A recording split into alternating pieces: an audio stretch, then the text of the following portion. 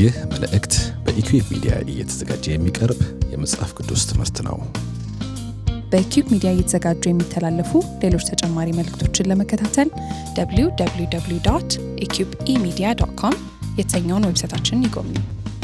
ከዚህ በተጨማሪ ኢኩዌብ ሚዲያ የተሰኘውን የዩቲዩብ ቻናላችንን ሰብስክራይብ በማድረግ አገልግሎቶቻችንን ማግኘት ይችላሉ። ጥያቄዎችና አስተያየቶች ሲኖሩ ደግሞ በፌስቡክ ገጻችንና ስክሪኑ ላይ በተዘረዘሩ ተጨማሪ አድራሻዎች ሊያገኙን ይችላሉ። መልካም ጊዜ።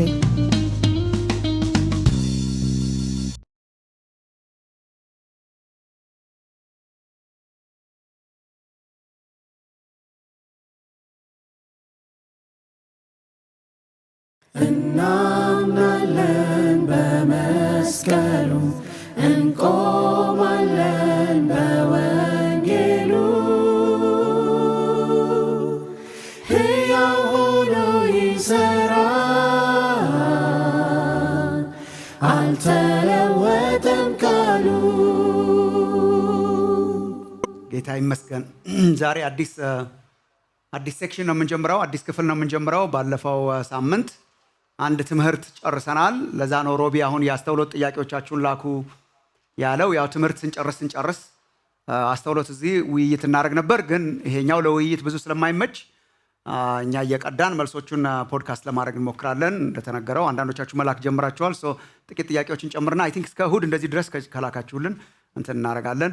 ትምህርተ መጽሐፍት ነው የጨረስነው። ዶክትሪን ኦፍ ስክሪፕቸርስ የምንለው በጣም መሰረት ነው፣ የሁሉ ነገር መሰረት የሆነ ነገር ነው የተማርነው። ከዚህ በኋላ ለምንማራቸውም ትምህርቶች ዶክትሪኖች መሰረቱ እሱ ነው። የእግዚአብሔር ቃል እንደሚል እያልን ነው የምንማረው። ምክንያቱም ከምንም ነገር በላይ ትልቁ የስልጣናችን ምንጭ ቅዱስ መጽሐፍ ነው ብለን ስለተነሳል። መጽሐፍ ቅዱስ የእግዚአብሔር ቃል ስለሆነ በመንፈስ ቅዱስ ነጂነት ስለሆነ የተጻፈው ሃይማኖትን በተመለከተ፣ እግዚአብሔርን በተመለከተ፣ ምግባራችንን በተመለከተ የስልጣናችን ምንጭ እሱ ነው እና ከዚህ እየጠቀስን ነው የምንማረው የሚል አይ ቲንክ ኢትስ ጉድ። ከመጽሐፍ ቅዱስ መጀመራችን፣ ከትምህርተ መጽሐፍት መጀመራችን በጣም ጥሩ ነው። ዛሬ ትምህርተ እግዚአብሔር ነው የምንጀምረው። ያው ከበድ ያለ ነው እና እየተዘጋጁ መምጣት ነው። እኛ እግዚአብሔርን የሚያስተምረን ሰው ልባችንን እያሰፋን እየመጣን እንማራለን። ዶክትሪን ነው፣ ማዕከላዊ ነው። በጣም ሴንትራል ዶክትሪን ነው ትምህርተ እግዚአብሔር ማለት። በቃ ዋናው ይሄ ነው። ምንም እግዚአብሔርን ለማወቅ ነው። ሌሎቹ አስተምህሮች በሙሉ ወደዚህ ናቸው። በጣም ሴንትራል ነው። አክቹዋሊ በመጽሐፍ ቅዱስ ኮሌጅ የሄዳችሁ ሰዎች ይሄንን ዶክትሪን ቲዮሎጂ ፕሮፐር ነው የሚባለው። ቲዮሎጂ ፕሮፐር ማለት በቃ this is ቲዮሎጂ ፕሮፐር እና ሌሎቹም ሎጂ ናቸው፣ ሌሎችም ቲዮሎጂ ናቸው። ለምሳሌ ስለ መጽሐፍት ስንማር ቲዮሎጂ ነው። ስለ ቸርች ስንማር ቲዮሎጂ ነው። ስለ መጨረሻው ዘመን ስንማርም ቲዮሎጂ ነው። የምናደርገው ሁሉ ቲዮሎጂ ነው። ይሄኛው ግን ቲዮሎጂ ብቻ ሳይሆን ቲዮሎጂ ፕሮፐር ነው። ይሄ ዋና ነው። ይሄ ሴንትራል ነው። ሌሎቹ ስለምንም ነገር ብናጠና እግዚአብሔርን ለማወቅ ነው።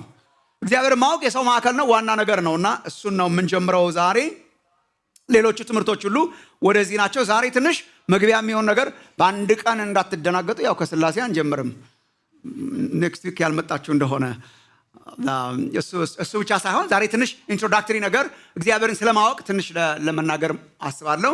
እግዚአብሔርን ማወቅ ዋና ነገር መሆኑን፣ እግዚአብሔርን እንዴት እናውቃለን፣ እግዚአብሔር ይታወቃል ወይ የሚሉ ነገሮችን ትንሽ ለማየት እንሞክራለን። እግዚአብሔርን ስለማወቅ እንነጋገርና ዋና የሚቀጥሉትን 2 ሳምንታት ደግሞ እግዚአብሔርን ማወቂያ ዋና መንገዱ ባህሪያቱን ማጥናት ነው። ከሚቀጥለው ሳምንት ጀምሮ ባህሪያቱን ለማጥናት እንሞክራለን። የእግዚአብሔርን ማንነት የምንረዳው ባህሪውን በማወቅ ነው። እግዚአብሔርን ማየት ፊት ለፊት ያየው ሰው የለም አይደል የሚለው ቅዱስ መጽሐፍ። ጌታችን መጣና ተረከው እና የተተረከውን ባህሪያቱን እሱን ለማየት እንሞክራለን። እግዚአብሔር ማን ነው? የሚቀጥሉት 2 ሳምንታት ላይ የእግዚአብሔር ባህሪያት ላይ ለማትኮር እንሞክርና then I think 3ኛው ሳምንት ላይ ስንደርስ ትምህርተ ስላሴን ለማየት እንሞክራለን። የእግዚአብሔር አንድነት በሶስትነት እሱን ለማየትና እግዚአብሔር በሚያስተምረን መልኩ እና ልክ ለማየት እንሞክራለን ማለት ነው። ግልጽ ነው ወዴት እንደምንሄድ። መጽሐፍ ቅዱስ ከማንበባችን በፊት ግን ያው አሁን ትምህርተ እግዚአብሔርን ስንማር፣ ትምህርተ መጽሐፍትን ስንማር ትዝ ይላችሁ እንደሆነ በእያንዳንዱ ሴክሽን እነሆ እምነታችን እንል ነበር። ምክንያቱም ለመቀጣጠል በጣም ይመች ነበር። የመጀመሪያው ስለ ኢንስፒሬሽን ነበር። የእግዚአብሔር ቃል ነው መጽሐፍ ቅዱስ፣ እስትንፋሰ መለኮት ነው፣ በእግዚአብሔር መንፈስ ነጅነት የተጻፈ ነው። የእግዚአብሔር ቃል ትክክለኛ ነው። የእግዚአብሔር ቃል 66 መጽሐፍት ነው ያሉት። አንዱ ለብቻው የሚቆም ስለሆነ ለመደራረብ በጣም ይመቻልና በየሳምንቱ እነሆ እምነታችን ነበረ። ከዛ ጠቅልለን አንድ አረግ ነው ማለት ነው። አሁን ምን እያሰብኩ እንደሆነ ዝም ብዬ ልንገራችሁ። አሁን እግዚአብሔር ቢረዳን ስለ መጽሐፍ ቅዱስ የምናምነው ይሄ ነው አለን ማለት ነው። በየሳምንቱ እንለዋለን። በቃ ምንም ማድረግ አይቻልም። እና at some point እኔ የማምነው ፕሮጀክተሩን ሳናይ እንድንለው ነው። at some point በቃ ስለ መጽሐፍ ቅዱስ የምናምነው ይሄ ነው። የኛ ስቴትመንት ኦፍ ፌዝ ይሄ ነው ማለት ነው። የእምነታችን ይሄ ነው ማለት እሱ እናደርጋለን። ትምህርተ እግዚአብሔር እና ሌሎችም ዶክትሪኖች ሳያቸው ለመዘጋጀትም ስሞክር በየሳምንቱ እንደ ትምህርተ መጽሐፍት ለመከታተል አይመቹ። አንዱም ብቻ ነጥለን ከሄድን በጣም አደገኛ ነው። ለምሳሌ መጽሐፍ ቅዱስ የእግዚአብሔር ቃል ነው ብለን እንደሄድ ነው እግዚአብሔር እንትን ነው ብቻ ብለን ከሄድን በጣም ጥሩ አይደለም። ትምህርተ እግዚአብሔርን በተመለከተና ከዚህ በኋላ ያሉትን ትምህርቶች በተመለከተ ስንጨርስ ነው ስቴትመንት የምናወጣው ማለት ነው። አይዶ ነው ግልጽ እያደረኩላችሁ ነው። ስንጨርስ ስለ እግዚአብሔር የምናምነው ደግሞ ይሄ ነው። አሁን ስለ መጽሐፍ ቅዱስ የምናምነውን አውቀናል። መጨረሻ ላይ ትምህርተ እግዚአብሔርን ስንጨርስ ስለ እግዚአብሔር የምናምነው ደግሞ ይሄ ነው። እና የሥነ ጽሑፍ ሰው አሉ እዚህ ሚኪን ታውቁት እንደሆነ ሚኪያስ እሱ ኃይለኛ ነው። እሱ ይቀሽርልናል ብዬ አምናለሁ። እኔ እናገራለሁ፣ እሱ ይጽፍና ከዛ መጨረሻ ላይ የሆነ ስቴትመንት ኦፍ ፌዝ ምናምን ለማድረግ እንሞክር። ትምህርተ እግዚአብሔርን ስንጨርስ ትምህርተ እግዚአብሔርን እናደርገዋለን ማለት ነው። እሱ ስቴትመንታችን ይሆናል። አሁን መጽሐፍ ቅዱስ ስለ መጽሐፍ ቅዱስ የተማርነውን ስንጨርስ ስቴትመንት አለን። እግዚአብሔርን ስንጨርስ ስቴትመንት አለን። አሁን እግዚአብሔርን ስንጨርስ ደግሞ እግዚአብሔር አይጨርስም፣ ግን ትምህርተ እግዚአብሔርን ስንጨርስ ደግሞ በመደዳ እንላቸዋለን ማለት ነው፣ እያቀጣጠለን። ከዛ ስለ ክርስቶስ እየጨመርን፣ ከዛ ስለ መንፈስ ቅዱስ እየጨመርን መጨረሻ ላይ ስንጨርስ እምነታችንን ጥቅልል አድርገን ማለት ቻለን ማለት ነው። that's where we're going። ዛሬ ከመጽሐፍ ቅዱስ አንብበን ነው የምንጀምረው። መጽሐፍ ቅዱስ ከያዛችሁ ትንቢተ ሆሴዕ ምዕራፍ 6 ከቁጥር 3 እስከ 6 ያለውን ነው በማንበብ የምንጀምረው እግዚአብሔርን ስለማወቅ። ሆሴዕ ትንቢተ ሆሴዕ ምዕራፍ 6 ከቁጥር 3 እስከ 6 ድረስ የእግዚአብሔር ቃል ነው። እሱን በማንበብ ነው የምንጀምረው። ግን ከማንበባችን በፊት መጽሐፉን እናወጣና የምናነበውን ከዛ ሁላችን እንቆምና ከዛ ስለ እግዚአብሔር ቃል ያለንን እምነታችንን ዲክሌር እናደርግና የተማርነውን እምነታችንን ከዛ ጸልየን እንጀምራለን ማለት ነው። ስታገኙት መቆም ትችላላችሁ። ዘን ቆመን እምነታችንን ብለን ከዛ ይሄንን ቃል አንብበን ከዛ በኋላ ጸልየን እንጀምራለን ማለት ነው። በቃላችሁ እንዳናደክማችሁ ዛሬ ፕሮጀክተር ላይ እናወጣላችሁ፣ ስክሪን ላይ እናወጣላችሁ ለዛሬ ብቻ ማለት ነው። የሚቀጥለው ሳምንት ጀምሮ ግን በቃ ዝም ብሎ ኮንሴፕቱን ትንሽ አስቡት። መጽሐፍ ቅዱስ የእግዚአብሔር ቃል ነው ብለናል። ምን ስለሆነ መናገር አለባችሁ ግዴታ። ምን ስለሆነ በመንፈስ ቅዱስ ሰዎች በምን ተነድተው ነው የጻፉት? መጨረሻ ላይ እነሱ የጻፉት ማን ያለው ነው? ጮክ ብላችሁ ነው። እግዚአብሔር ያለው ቃሉ ያለው እግዚአብሔር ያለው ነው። ምክንያቱም በመንፈስ ቅዱስ ነጅነት ስለጻፈት ነው። ከዛ ትክክለኛነቱን ደግሞ ስናይ መጽሐፍ ቅዱስ ውስጥ ኮንትራዲክሽን የሚመስሉ ነገሮች አሉ። የሚመስሉት ሪሊ ኮንትራዲክሽንስ አይደሉም። እና መጽሐፍ ቅዱስ በእውነት ሐቀኛ ነው፣ ትክክለኛ ነው፣ ከስተት የጸዳ ነው። እሱ ነው የተማርነው። መጨረሻ ላይ ደግሞ መጽሐፍና መጽሐፍት የሚለው ባለፈው ሳምንት ያየ ነው። መጽሐፍ ነው አንድ ነው፣ ግን ደግሞ መጽሐፍት ናቸው። እነኚህ መጽሐፍት ልካቸው ስንት ነው? ቀኖናው ስንት ነው ስንል ስንት ነው አለን? 66 ነው። እኛ ዝም ብለን አሁን እኛ ክሌም ያደረግነው ነገር አይደለም ብዬ አይ ዶንት ኖ ወገቤን ታጠቀኝ መከራከር የሞከርኩትን ትንሽ ታስታውሳለህ። አሁን ይሄ ዝም ብሎ የፕሮቴስታንት ዲክላር ስላደረገው የፕሮቴስታንት ካነን ምናምን አይደለም። መጽሐፍ ቅዱስ ራሱ 66 ነኝ ይላል ብለን እናምናለን። በቃ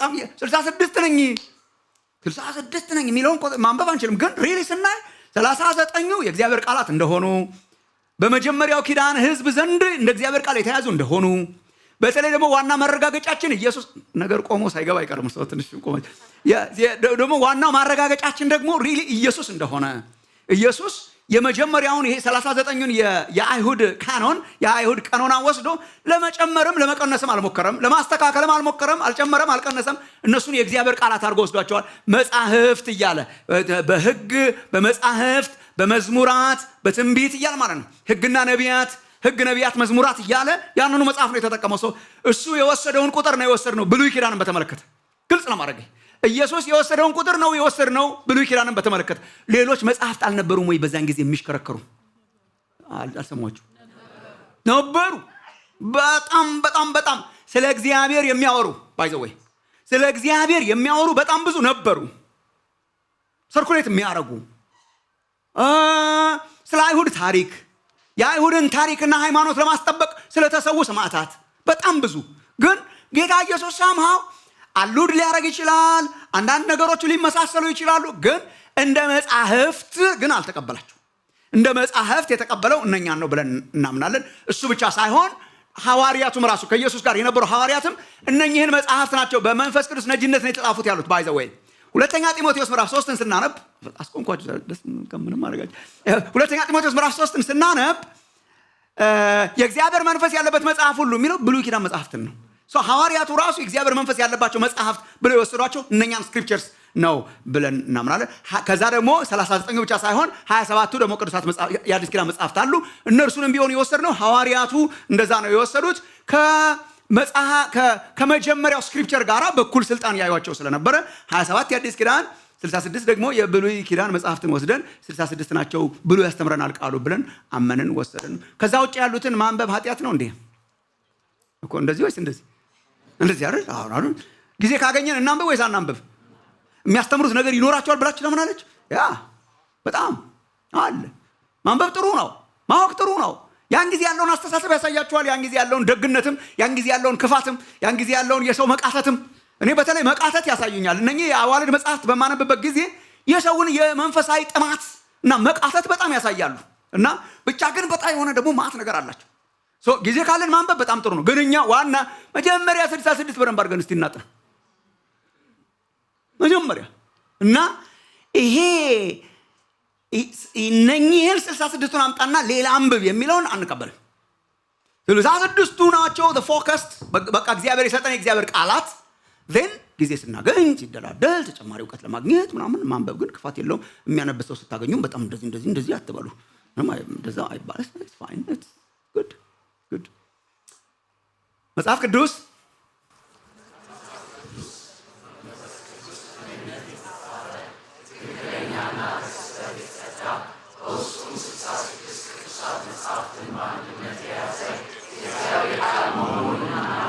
አንዴ እንደገና እንበለው።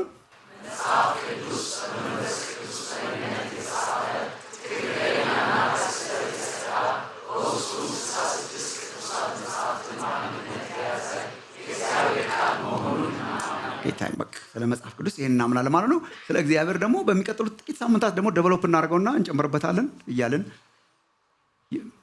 የሴሌ የእምነት መግለጫ ወይ ምናምን መግለጫ ብዙ አሉ። አሁን አሳያቸዋለሁ። አንዳንዶች የኒቂያ የምናምን እንደሚባለው የአዲስ አበባ ነገር እናደርገውና ምን ችግር አለ? እኛ አዲስ አበባ አማኞች ይሄን ነው የምናምነው ብንል ማን ይከለክለናል? በቃ እኛ አዲስ አበባ አማኞች ይሄን ነው የምናምነው። የመጽሐፍ ቅዱስ አማኞች ነን። ይሄ ዲኖሚኔሽናል ምናምን ስለሆነ ሳይሆን እነንትና እንደዚህ ነው የሚያምኑት፣ እነንትና እንደዛ ነው ማለት እነንትና የማያምኑትን ስንዳረቅ አንውልም። እናንተና የሚያምኑትን እናንተና ራሳቸው ይናገሩ።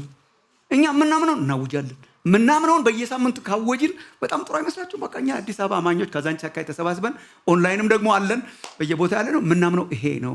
መጽሐፍ ቅዱስ በመንፈስ ቅዱስ ነጅነት የተጻፈ ትክክለኛ ከስተት የጸዳ በውስጡ ደግሞ 66 መጽሐፍትን በአንድነት የያዘ የእግዚአብሔር ቃል መሆኑን እናምናለን።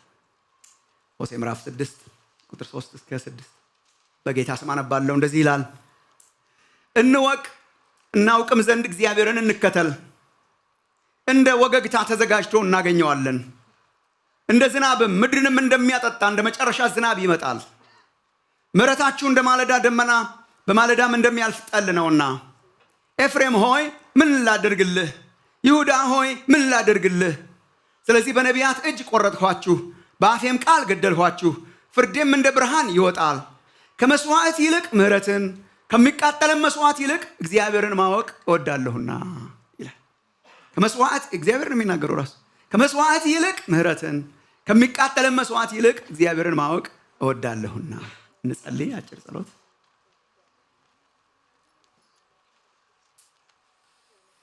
እንደው አውቀህ ዘንድ እርዳኝ በሉ ወንድሞች እህቶች። እንደው ሌላ ነገር የላትም ህይወት፣ እንደው ሌላ ነገር የላትም። ለሌላ ነገር አልተሰራንም። እኛ ለእግዚአብሔር የተሰራ ነው። ልካችሁ ይሄ ነው ወንድሞች እናቶች፣ ልካችን እግዚአብሔር ነው። ጎዶሏችንን የሚሞላው ሙላታችን እግዚአብሔርን ማወቅ ነውና እግዚአብሔር ሆይ እንደዛ እኮ ነው። በቃ እኮ ታውቆ ስለማያልቅ እግዚአብሔር ኤክስፔሪየንስ አላችሁ። እግዚአብሔርን በተወሰነ መንገድ ታውቃላችሁ፣ ግን ገና ነን። እግዚአብሔር ታውቆ አይጨረስም። እግዚአብሔር እንደው ሰው በህይወቱ በጣም በህይወቱ መጨነቅ ያለበት እግዚአብሔርን ማወቅ ከህይወቱ ሲጎድል ነው። እግዚአብሔርን የማወቅ ጥማት ከህይወታችሁ ሲጠፋ፣ አውቃችሁ የደረሳችሁበት ሲመስላችሁ፣ ደርሼበታለሁ አይነት መኩራራት በልባችሁ ሲመጣ መፍራት በጣም ጥሩ ነው። ወንድሞቼ እህቶቼ፣ እርሱንና የትንሣኤውን ኃይል እንዳውቅ ቢሆንልኝ በሞቱ እንኳን መስየው ነው እያሉ ያለፉት። እርሱንና የትንሣኤውን ኃይል እንዳውቅ ያውም እግዚአብሔር በጣም የተገለጠላቸው ይበራላቸው በደማስቆ መንገድ ላይ የተገናኘው እስከ 3ኛ ሰማይ ድረስ ተወስጄ ነበር የሚለው የእግዚአብሔርን ክብር ያየው ሐዋርያ እኔ ላውቀው እፈልጋለሁ ካለ እኔና እናንተማ እንዴት ወንድሞቼ እህቶች አቤቱ ጥማትን ስጠን ጌታ ሆይ አንተን የማወቅ ጥማትን ስጠን እግዚአብሔር ሆይ አንተ በሃይማኖት ሳጥን ውስጥ አትቆለፈም አንተ እግዚአብሔር አምላካችን ሆይ በአእምሮአችን ሳጥን ውስጥ አትቆለፈም ልምትድ አትሆንም ታውቀህ አትጨረስም እግዚአብሔር አምላካችን ሆይ የሚጓጓ የሚናፍቅ የሚገሰግስ መንፈስን እባክህ ስጠን እግዚአብሔር ሆይ እግዚአብሔርን የሚያውቅ ትውልድ አድርገን ጌታችን ሆይ አምላካቸውን የሚያውቁ ሕዝብ ይበረታሉ ያደርጉማል ተብሎ እንደተጻፈ ወዳጆቼ በጣም I plead with you በጣም እግዚአብሔር ማወቃችሁ ነው የሚያተርፋችሁ እግዚአብሔር ማወቃችሁ የዳንኤል መጽሐፍ ስለሚመጣ ክፋት ተናግሮ ነው ስለሚመጣ ክፋት ኪዳኑን ያስታቸዋል አንዳንዶቹን በማታለል ያስታቸዋል አውሬው በሚመጣበት ጊዜ የእግዚአብሔር ተቃዋሚ የክርስቶስ ተቃዋሚ በሚመጣበት ጊዜ አንዳንዶቹን በማታለል አንዳንዶቹን በኃይል ያስታቸዋል አንዳንዶቹን እያታለለ አንዳንዶቹን በኃይል በጉልበት ያስታቸዋል በስደት የሚጸኑ ሰዎች እነማን እንደሆኑ ቅዱስ መጽሐፍ ሲናገር አምላካቸውን የሚያውቁ ሕዝብ ይበረታሉ ያደርጉማል ጸንተው ይቃወሙታል አቤቱ በዚህ የመጨረሻ ዘመን አምላካቸውን የሚያውቁ ሕዝብ አድርገን ጌታ ሆይ ስላንተ የሚያውቁ ሳይሆን አንተን የሚያውቁ እግዚአብሔር አምላካችን ሆይ አውቀዋለሁ ያመንኩትን አውቀዋለሁ ብሎ የሚናገር ሕዝብ አድርገን ጌታ ሆይ ከሃይማኖት ካባ አውጣን ጌታ ሆይ ዝም ብሎ ከመረጃ አይነት ዕውቀት አውጣን ጌታ እግዚአብሔር ሆይ አንተን ራስህን የሚያውቅ አንተን ራስህን የሚል አንተን ራስህን የሚያመልክ ወደ አንተ የሚገሰግስ እንደዘመር ነው ከደጅ የማይቆም ወደ አንተ የሚገሰግስ ሕዝብ አድርገን ጌታችን ነንን ትምህርት በስምህ እንጀምራለን ስላንተ ነው የምንማረው አንተው ራስህ በመንፈስ ካልመራህን በስተቀር ተስፋ ቢስ ነን ጌታችን ሆይ በመንፈስ እንድታስተምረን እንድትናገረን እጸልያለሁ እኔ ለእግዚአብሔር አምላክ ሆይ የምቆመው ከሁሉ በላይ ዕውቀት ስላለኝ ሳይሆን በአንተ በመታመን ነው በእኔ ውስጥ አልፈ ለሕዝብ እንድትናገር እጸልያለሁ ለሁላችን የተከፈተ ልብ ስጠን ጌታ ሆይ ጊዜያችን የተባረከ አድርግልን በጌታ በኢየሱስ ክርስቶስ ስም አሜን አሜን አሜን አሜን አሜን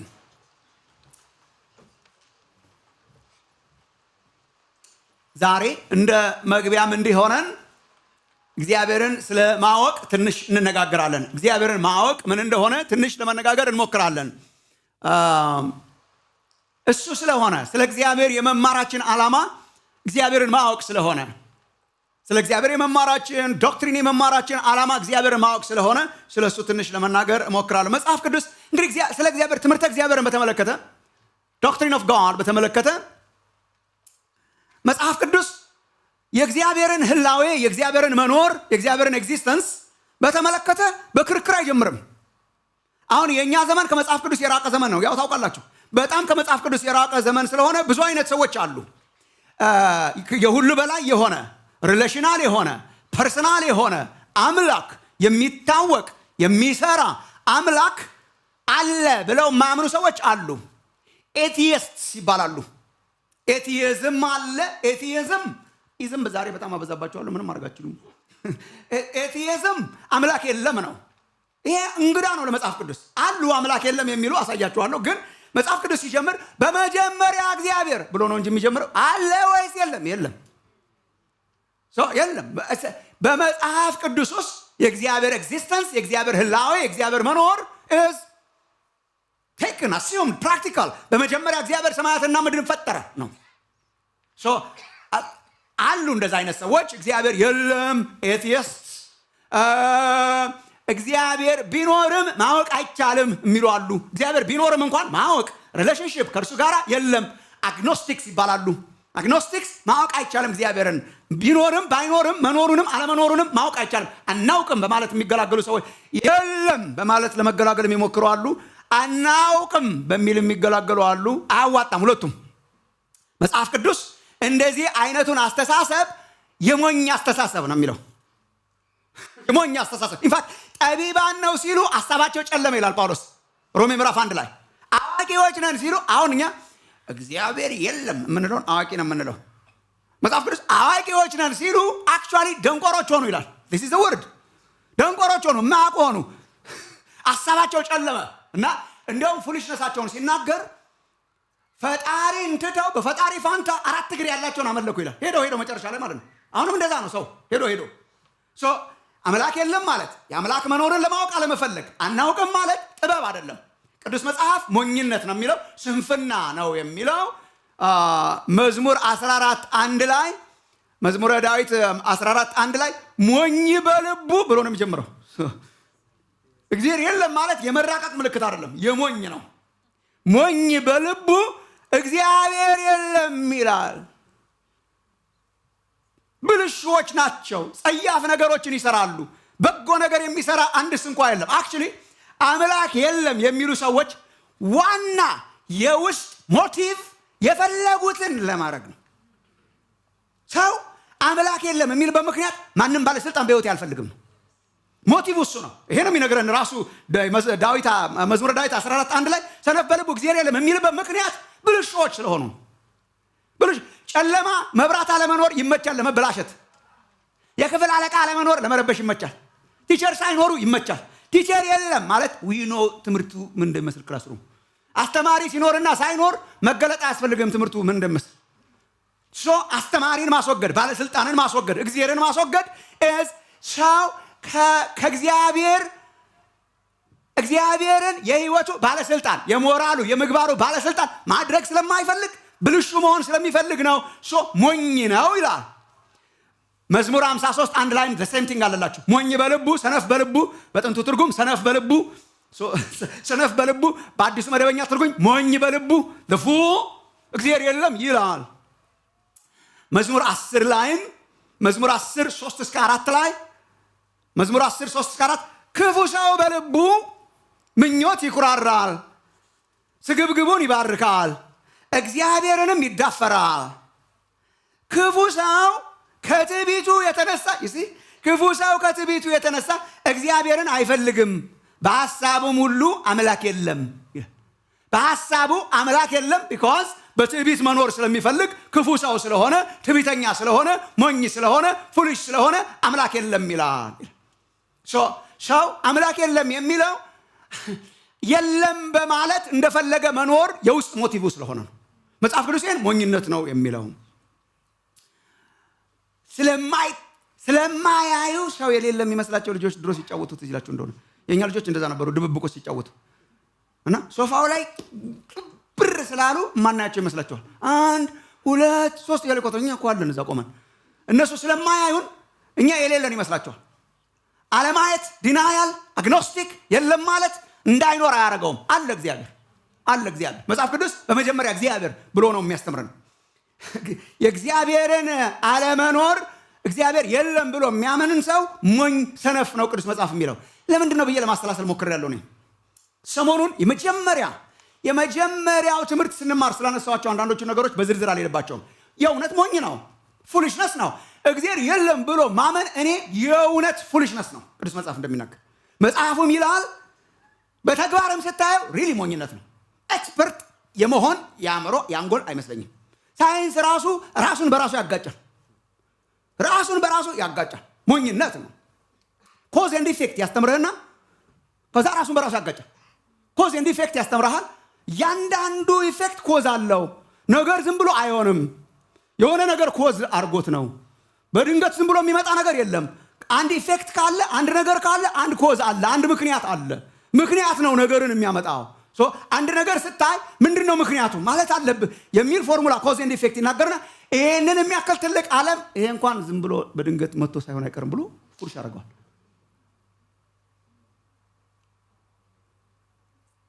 በጣም የጨለመ ነው፣ ፉሊሽነስ ነው። ህይወት ራሱ ይሄን ትንሽ እንገራችሁ፣ ሰሞኑን ስለተናገርኩ ብዙ አልደግሞም። ህይወት ራሱ ይናገራል። ህይወት ራሱ ውስጣችን ራሱ ይናገራል። በውስጣችን አለ የእግዚአብሔር ነገር አለ። የለም አለ እያለ የሚያከራክረን ራሱ በውስጣችን ያለ የእግዚአብሔር ነገር ነው። አለች የምትረብሽ ነገር አለች ውስጣችን። እግዚአብሔር የምትል ነገር ሰፕረስ ስላደረግ ነው፣ ስለ ጨቆን ነው፣ ስለያዝ ነው፣ አልሰማ ስላልነው ነው እንጂ ውስጣችን አለ። እግዚአብሔር የለም የሚሉ ሰዎች ሳይቀር በውስጣቸው የሆነች የእግዚአብሔር ነገር አለች። ተፈጥሮ አለች። በህይወት ውስጥ እግዚአብሔርን የመፈለግ ነገር አለች። ፍጥረት ራሱ ያሳየናል። ቅዱስ መጽሐፍ እንደሚነግረን መዝሙር 19 ላይ እንዳነበብ ነው ሰማያት የእግዚአብሔርን ክብር ይናገራሉ። እሱ ነው የፈጠረን ይላሉ። ቀን ለቀን ያወራል፣ ሌሊትም ለሌሊት ታወራለች። ፈጣሪ እግዚአብሔር ነው ትላለች፣ ትናገራለች። ሰው ዝም ብሎ ፍጥረትን ሲያይ ፈጣሪ አለ ብሎ ማመን ቀላሉ እምነት ነው።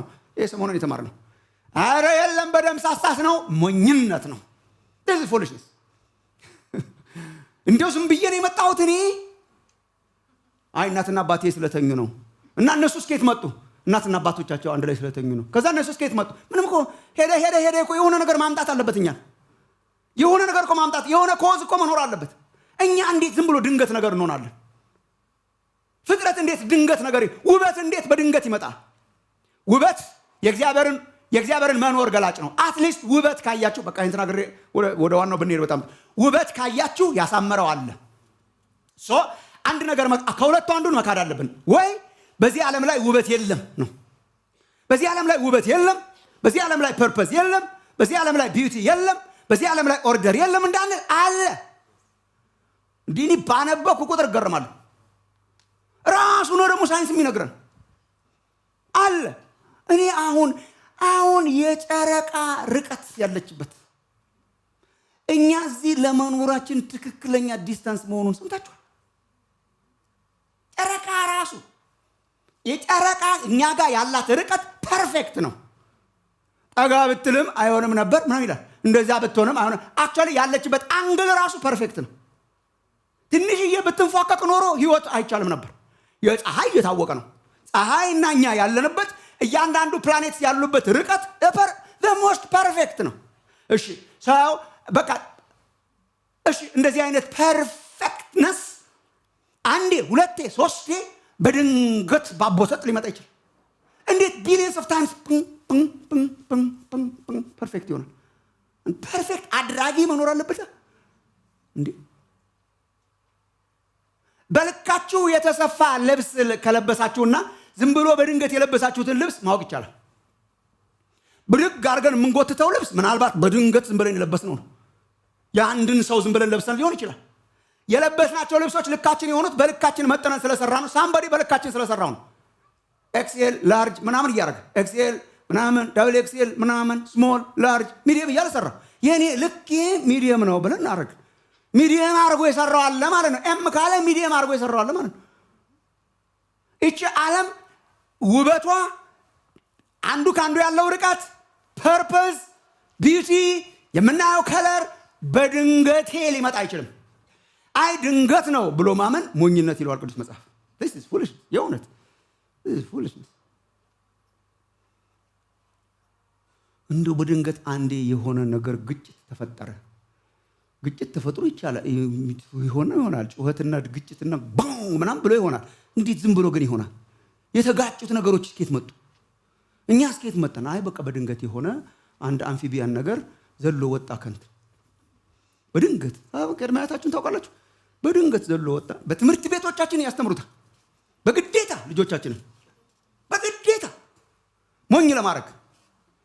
እሺ አትሊስት እንደ አማራጭ እንኳን ቢማሩ በጣም ጥሩ ነበር። የኛ ጋር በተለይ በጣም ያሳዝናል።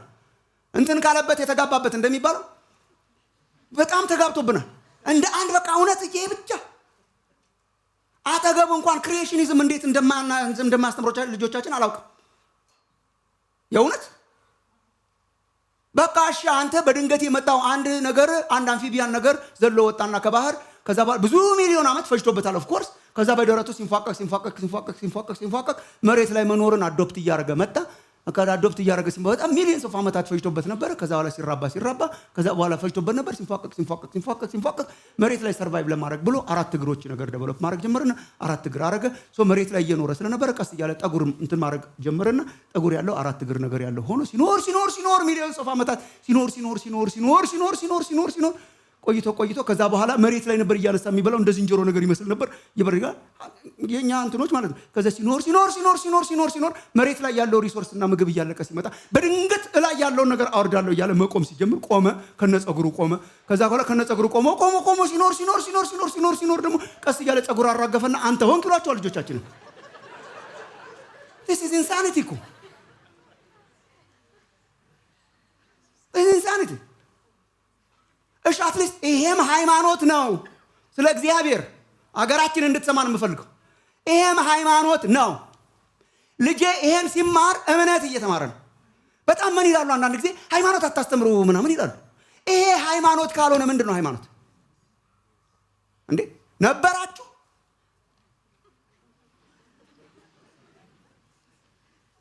ይሄ ሃይማኖት ካልሆነ ኤቲስቲክ የሆነ ሪሊጅን ዌስተርን ፓጋኒዝም ልጆቻችን እየጠጡ በየትምህርት ቤቱ ከዝንጀሮ ነው የመጣኸው፣ ጸጉር ተራግፎ ነው፣ በድንገት ከባህር ላይ ወጥተህ ነው የሚል ተማር። ይሄ ሪሊጅን ካልሆነ ንገሩኝ፣ ምንድን ነው ሪሊጅን የሚሆነው? እሺ እንደ አንድ ሃይማኖት ይማሩ ልጆቹ። ለምንድን ነው እኛ የምንለው ደግሞ እንደ አንድ ሃይማኖት ፓራሌል የማይማሩት? ሃይማኖት የሚለው ሃይማኖት ደግሞ ብላችሁ እስቲ ያስተምሩ። ሃይማኖት ደግሞ ይሄ ድንገቴ ነገር አይሆንም ሴንስ አይሰጥም ይላል። ድንገቴ ነው ሴንስ አይሰጥም ይላል። በድንገት የመጣን አይመስልም። የአፍንጫ የአይን የሁሉ ነገር አቀማመጣችን አስደናቂ ነገር ነው። ቢዩቲ አለ።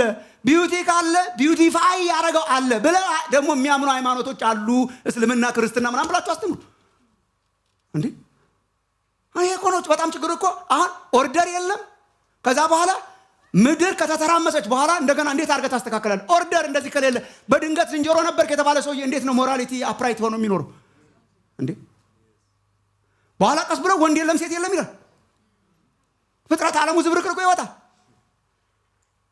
ከየት እንደመጣ በድንገት ነው የመጣው ይላል። በድንገት ካገኘው ሰው ጋር የሆነ ነገር ይሆናል። የሚቀጥሉትን ወታደሮች ማግኘት ግን አንችልም። ወንድና ወንድ እየተጋባ የሚቀጥለውን አስተማሪ፣ የሚቀጥለውን ሐኪም፣ የሚቀጥለውን አገር ገንቢ ማግኘት አይቻልም። ዲስኦርደርሊነስ ነው እንትን የሚያደርገው። ሰው ድንገቴ አይደለም። ሰው በእግዚአብሔር አምሳል የተፈጠረ ክሪኤትድ የሆነ ነው። አትሊስት እኔ ኢቮሉሽን ልጆች አይማሩ አልልም። እንደ አንድ ሃይማኖት መብታችሁ ነው ማስተማር። ግን ልጆችን ከሰኞ እስከ ዓርብ ድረስ ይሄ ብቻ ነው እውነት። ግን ይሄ ግን ትክክል አይደለም። ምድሪቷም ላይ መርገም ያመጣል። ክፉ ነው። የጠቀመው አገር የለም፣ እኛንም አይጠቅምም። ሞራሊ ኢሪስፖንሲብል ፒፕል ነው የምናፈራው። አትሊስት ሪሊጂየስ ኤጁኬሽን አብሮ ደግሞ እንደዚህ እያሾፉ እንኳን ቢነግሯቸው እኮ ጥሩ ነበር እንዴ። አይን ነገር እኮ ነው። ሴንስ ይሰጣላ። ይሄ ከተነገረ ልጆቹ ሴንስ ይሰጣቸው። አንተ በድንገት አልመጣ አይነን እዚህ ጋር ያስቀመጠው ምናምን እያተባለ ከተነገረ ሴንስ ስለሚሰጥ እያሾፋችሁ እንኳን ነገሯቸው እስቲ። ሃይማኖቶች ውበት ያሳመረ አለ። ውበት ስላለ ስዕል ነገር ስለሆነ ዓለም የሳለው አለ ይላሉ ብላችሁ አሹፉ ውስጥ ያትል። በጣም ሲሪየስ ነገር ማሰብ ይኖርብናል። ፉሊሽነስ ነው። እንደ መጽሐፍ ቅዱስ አገላለጥ ፉሊሽነስ ነው፣ ሞኝነት ነው። እየተማርን ያለው ሞኝነት ነው። እየጠጣን ያለው ሞኝነት ነው። ቢያንስ አጠገቡ ሌላ ሞኝነት የሚመስል ነገር አስተምሩ ብዬ አምናለሁ። እኔ ነኝ ያው እንጠይቃለን ብላችሁ ፈርታችሁ እንደሆነ እኔ እጠይቅላችኋለሁ። This is very serious. It's very serious. ደግሞ ኢንቴንሽናል ነው። ኢንቴንሽናል ሃይማኖትን ከትምህርት ቤቶች አውጥቶ ለመጣል፣ ሃይማኖታዊ አስተሳሰብን ከሁሉ ነገር አውጥቶ ለመጣል፣ ሃይማኖትን ከካሪኩለም እንዴት ሆናል? መጀመሪያ ደረጃ እኮ እኛ ጠቅላላችን እኮ ኢትዮጵያ ሕዝብ ሃይማኖተኛ ነው። በጣም ነን እኮ በቃ አለ ውስጣችን። አትሊስት ጎን ለጎን ምዕራባውያን እንደዚህ ይላሉ። ከምዕራብ የቀዳነው ካሪኩለም እንደዚህ ይላል። ሃይማኖታችሁ ደግሞ እንደዚህ ይላል። ምረጥ በለው። ዲሞክራሲ አለ እንዴ? ይሄ እኮ ስለሚያሳምን ነው ወንድሞች። ሴንስ እኮ ስለሚሰጥ ጠረጴዛ ቁጭ ብሎ በድንገት ነው ጠረጴዛ የሆነው ትላለህ። እንዴት ነው? አራት እግር የቀጠለለት አለ፣ የቀጠቀጠው አናጤ አለ ብለህ ታምናለህ። ይሄ አሁን ዝም ብሎ እንደዚህ ሊሆን አይችልም። አናጤ አለ የቀጠቀጠው ትላለህ። ማን ነው የቀጠቀጠው? አናጤ ነው እንጂ አለ ትላለህ። የተቀመጡበትን ወንበር ሳምባዲ እንደሰራው ያውቃሉ ልጆቹ። አትሊስት ኦነስት ሆኖ ማስቀመጥ በጣም ጥሩ ነው። እግዚአብሔር የለምን ሞኝነት ነው። ውበት አለ፣ ምግባር አለ፣ ሞራል ቫሊዩስ አሉ። የትም አይነት ካልቸር ብትሄዱ አለ። ራይት ኤንድ ሮንግ አለ። ልክ የሆነ ልክ ያልሆነ ይሄ እግዚአብሔር የሰራው ነገር ነው። አሕዛብ ራሳቸው በውስጣቸው እግዚአብሔር ሕጉን ጽፏል ይላል። ሰው ዝም ብሎ አላመጣውም። ሰው ሞራሊቲን ያመጣው። አሁን ሰው እርስ በርሱ ሲገዳደል አይውልም። ምንም ቢሆን አለ። ሲገል እንኳን የሚቀፈው ነገር አለ። በእያንዳንዱ ካልቸር ውስጥ ከየት አመጣው ካልከ እግዚአብሔር ነው። ሞራል መለኪያ በውስጣችን ያስቀመጠው እግዚአብሔር ነው። ውበት የሰጠ እግዚአብሔር ነው። የፈጠረው እግዚአብሔር ነው። ቢሊየንስ ኦፍ ስታርስ ዘርግፎ የሚያስተዳድረው እግዚአብሔር ነው። ይሄኛው ኤክስፕላኔሽን ሴንስ አይሰጠኝም። እኔ ይሄ ሁሉ የተዘረገፈ ቢሊየንስ ኦፍ ስታርስ እንዲያው በድንገት ነው እንደዚህ የሆነው ሴንስ አይሰጥም። ቢያንስ ሴንስ የሚሰጥ ነገር አብሮ መጨመር በጣም። ስለዚህ መጽሐፍ ቅዱስ ኢንካሬጅ የሚያደርገን አለው የለውም የሚል ክርክር ሳይሆን እወቁኝ ነው።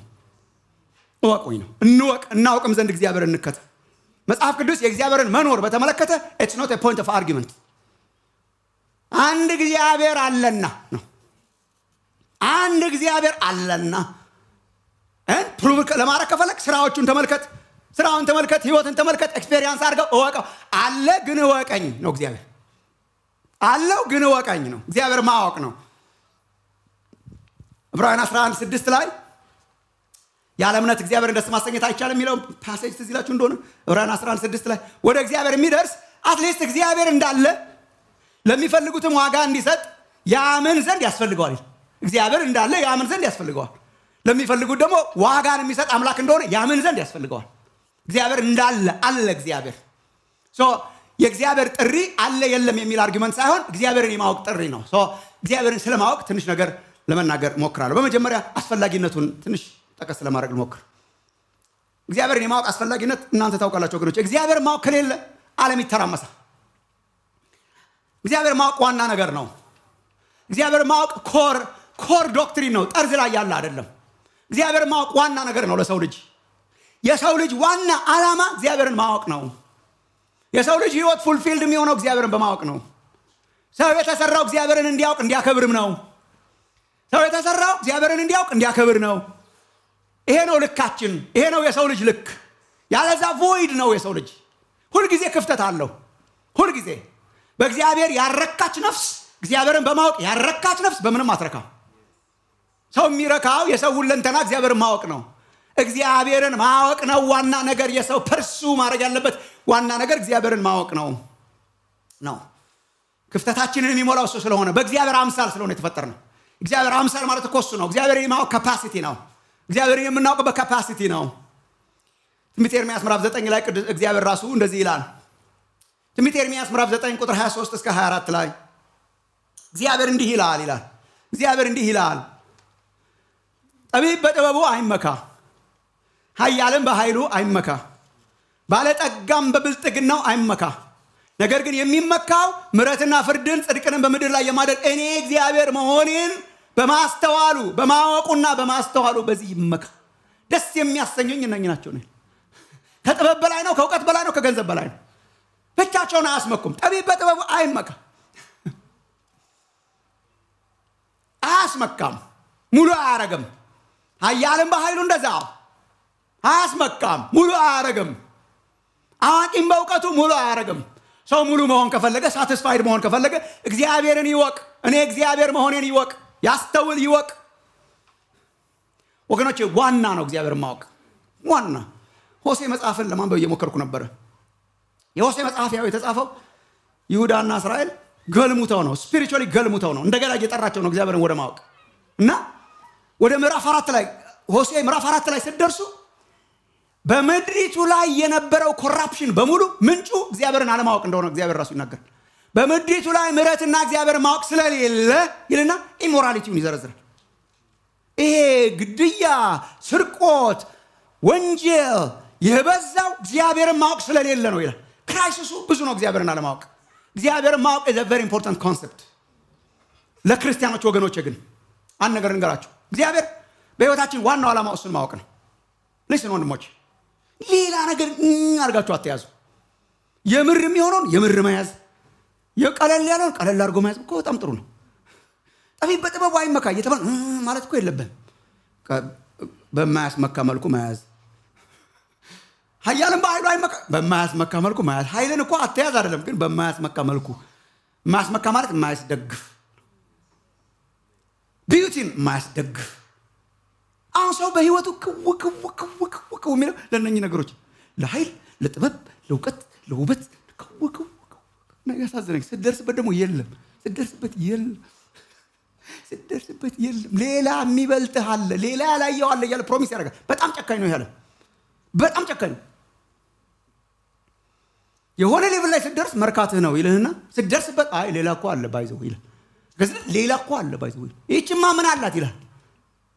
ኃይልን፣ ስልጣንን፣ ክብርን፣ ውበትን ሰው ይኑረን ግን በማያስደግፍ መልኩ። የሚያስደግፈው ሲሪየስሊ መያዝ ያለብን ሰው እንዲያው በጣም ራሱንና ህይወቱን ከሰጠ እግዚአብሔርን ለማወቅ ይስጥ። ጥማቱ እግዚአብሔርን ማወቅ፣ ፐርሱ የሚያደርገው እግዚአብሔርን ማወቅ። የሰው ሁለንተና እሱ ስለሆነ ክርስቲያኖች ግን ወንድሞች እናቶች ስሙኝ፣ እግዚአብሔር የሚሰራውን ሁሉ ስራ የሚሰራው እንድናውቀው ነው። እቺን ብቻ ብያችሁ ወደሚቀጥለው አልፋል። እግዚአብሔር የሚያረጋውን ሁሉ የሚያረጋው እንድናውቀው ነው። አቴንሽን ፕሊዝ ነው። እንድናውቀው ነው። ቸርች እየተሰባሰበን የሆነ ነገር እንድንሆን ሳይሆን ዲኖሚኔሽን እና ምናምን ድርጅት እንድንሆን ሳይሆን ነው ሚ እንወቅ እናውቅም ዘንድ እግዚአብሔርን እንከተል ምን ለማድረግ እግዚአብሔርን እናውቅ ዘንድ this is the purpose እንከተል ለምን ያነበብነው እኮ ነው ቅድም እንከተል ለምን እግዚአብሔርን እናውቀው ዘንድ እንከተል እግዚአብሔርን እናውቀው ዘንድ እንከተል እግዚአብሔር የሚሰራውን ስራ ሁሉ የሰራው የሚሰራውም እንድናውቀው ነው። አንድ ሶስቱን አቀርብላችኋለሁ እዚህ ላይ አይ ቲንክ ሳይኖር አይቀሩም ፕሮጀክሽን ላይ ለምሳሌ ፍጥረት ምን ማለታችን ነው? ሲፈጥር ለምሳሌ እግዚአብሔር ሲፈጥር ዓለማትን ሁሉ ለምን ፈጠረ? ይሄ በተደጋጋሚ ብያለሁ እዚህ መድረክ ላይ አሁንም እናገራለሁ። ዓለማትን ሁሉ እግዚአብሔር ለምን ፈጠረ? ሰው እንዲያውቀው ክብሩን ዲስፕሌይ አድርጎ እንድናውቀው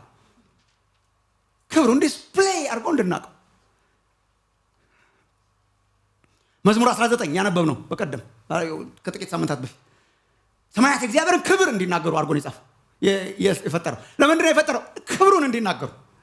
ለዚህ እኮ ነው ወንድሞች እናቶቼ ፍጥረተ ዓለሙ በአጠቃላይ በልካችን ያልተሰራው ለዚህ ነው። በልኩ ነው የሰራው። በልኩ ምን ያረግልናል ብላችሁ አታውቁም? አሁን ሰውን ማዕከል ያረገ ፍልስፍና ወገቡ የሚፈታው እዚህ ላይ ይመስለኛል። ሰው ነው ዋና ካለ እስቲ አስረዳኝ ታዲያ ቢሊየንስ ኦፍ ስታርስ ምን ያደርግለታል?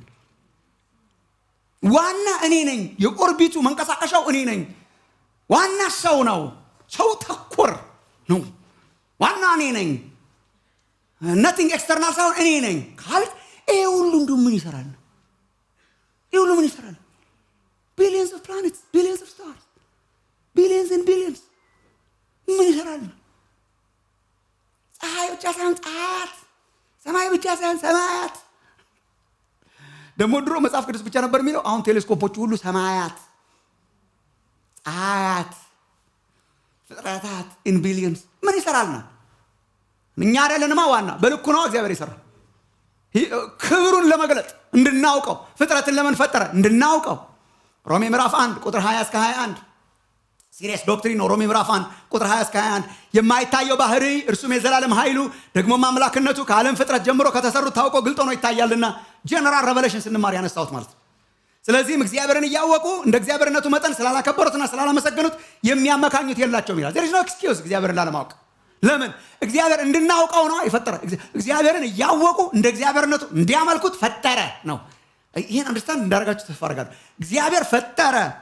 የማይታየው ባህሪው አምላክነቱ ክብሩ በፍጥረታት ውስጥ እንዲኖር አድርጎ ፈጠረ። ለምን? እግዚአብሔርን እንዲያውቁት እንደ እግዚአብሔርነቱ መጠን እንዲያከብሩት። ስለዚህ ሰዎች እግዚአብሔርን ካላወቁ እንደ እግዚአብሔርነቱ መጠን ካላከበሩት የሚያመካኙት ኤክስኪውዝ የላቸውም። ለምን? ገልጧል ራሱ። ለምን ፈጠረ? እንድናውቀው። እግዚአብሔር ለምን ፈጠረ? እንድናውቀው። ራሱን ያለ ምስክር አልተወም። ፍጥረትን አይተን ፈጣሪን እንድናውቅ፣ ስዕሉን አይተን ሰዓሊውን እንድናውቅ እኮ ነው ወገኖቼ። ስዕል ትኩር ብለው የሚያዩ አርት የሚወዱ ሰዎች ያው ታውቁ ይሆናል። እኔ እንደዛ አይነት ሰው አይደለሁም። ቶሎ ነው ዞር የምለው። ግን አንዳንዴ ግን ደስ ይለኛል አርት ጋለሪ ማየት። አሉ ግን ሲሪየስሊ የሚያዩ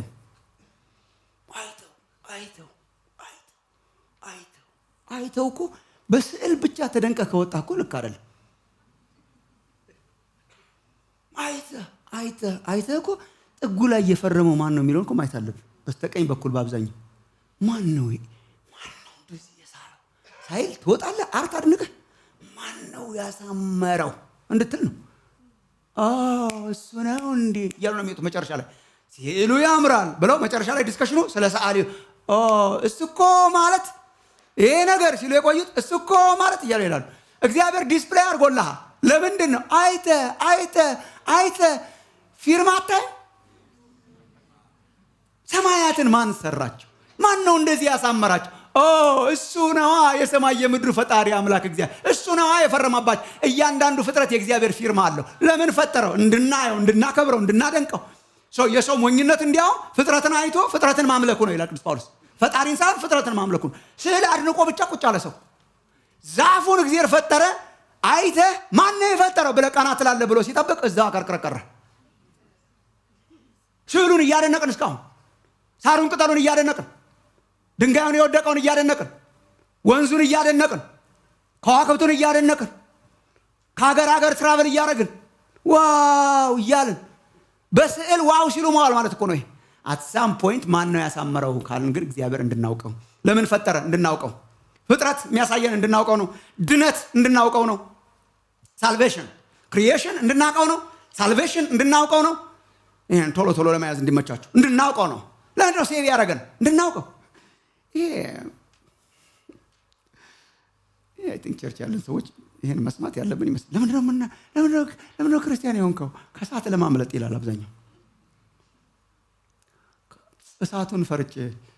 ማርቲን ሉተር ድሮ እንደዛ ይል ነበር ይባላል። እግዚአብሔርን ትወደው ነበር፣ ኧረ ጠላው ነበር ብሏል ይባል። ታዲያ ምን ሆነ ነው መነኩሴ የነበርከው? ፈርቼ ገሃነሙን ፈርቼ ነበር እንጂ ገሃነም ባይኖር ኖሮ አልፈልገውም ነበር። በጣም ብዙ ሰው አምኖት ሹር የእግዚአብሔርን ፍርድ ብቻ ፈርታችሁ፣ ገሃነሙን ብቻ ፈርታችሁ እሳት ውስጥ እንዳትገቡ። ይሄ እኮ በጣም እንትኑ ራሱ ኔጌቲቭ ነው። ምክንያቱ እያልክ ነው። እግዚአብሔርን ስታስበው ራሱ እየደነገጥክ ነው። ካልጸለይኩስ መኪና ቢገጨኝስ? ካልዘመርኩስ እንትን በሆንስ? በፍርሃት ፊር ሞቲቬትድ ነው ራሱ ሃይማኖቱ። ፊር ሞቲቬትድ እና ዛሬ እንደምንም ንስሐ የሚገቡ ሰዎች አሉ። የሚሆነው ስለማይታወቅ ማታ የሆነ ነገር በሆንስ? ይሄ በጣም this is a low level ወንድሞች። ሰው ሰርቶ መከተል ሊጀምር ይችላል። ደንግጦ እግዚአብሔር አለ እሳት አለው አሉ ብሎ ሊከተል ይሆናል። ይሄን ብቻ ይዞ መኖር እንዴት ይቻላል? እግዚአብሔር የፈጠረን ከእሳት ሊያስመልጠን ብቻ ሳይሆን የራሱ ሊያረጋን እንድናውቀው ነው። just to know him። ለዚህ ነው መጽሐፍ ቅዱስ መዳንን እግዚአብሔርን ማወቅ የሚለው። መዳንና እግዚአብሔር ማወቅ አንድ ናቸው። ገላትያ ምዕራፍ 4 ልታነቡት ትችላላችሁ። ገላትያ ምዕራፍ 4 ቁጥር 8 እስከ 9 የገላትያን አማኞች የድሮ ህይወታቸውን እግዚአብሔርን ሳታውቁ ይላቸዋል። አሁን ደግሞ እግዚአብሔርን ስታውቁ። እንትን ሃይማኖት ነበርኩ እንትን ሆንኩ ሳይሆን ሰው ቢገላበት ምን ያደርጋል ካላወቀ። እግዚአብሔርን አታውቁም ነበር፣ አሁን ግን ታውቃላችሁ። ነገር ግን በዚያን ጊዜ እግዚአብሔርን ሳታውቁ በባህሪያቸው አማልክት ላይ የማይሆኑ ባሪያዎች ሆናችሁ ተገዛችሁ። አሁን ግን እግዚአብሔርን ስታውቁ፣ ኢንፋክት ይልቅስ በእግዚአብሔር ስትታወቁ ይላቸዋል። ማወቅ ነው ዓላማው። ድሮ አታውቁም ነበር፣ አሁን ታውቃላችሁ። ድሮ አታውቁም ነበር፣ አሁን ታውቃላችሁ። አሁን እንዲያውም በእግዚአብሔር ትታወቃላችሁ። ሳልቬሽን ምንድን ነው? እግዚአብሔር ማወቅ። ሲያድነን ለምንድን ነው? እግዚአብሔር እንድናውቀው። ዮሐንስ 17:3 የጌታችን ጸሎት እውነተኛ አምላክ ብቻ የሆንክ አንተን የላከውንም ኢየሱስ ክርስቶስን ያውቁ ዘንድ ይህች የዘላለም ህይወት ናት። ፔሬድ። ምንድን ናት የዘላለም ህይወት? እውነተኛ አምላክ የሆንከውን አንተን ያውቁ ዘንድ፣ ልጅህን ኢየሱስ ክርስቶስንም ያውቁ ዘንድ ይህች ናት የዘላለም ህይወት። የዘላለም ህይወት ምንድን ናት? ማወቅ። ለምንድን ነው የዘላለም ህይወት የሰጠን? እንድናውቀው። ትነውህም ወገኖቼ፣ ሃይማኖተኛ ሆኖ እግዚአብሔርን አለማወቅ ይቻላል።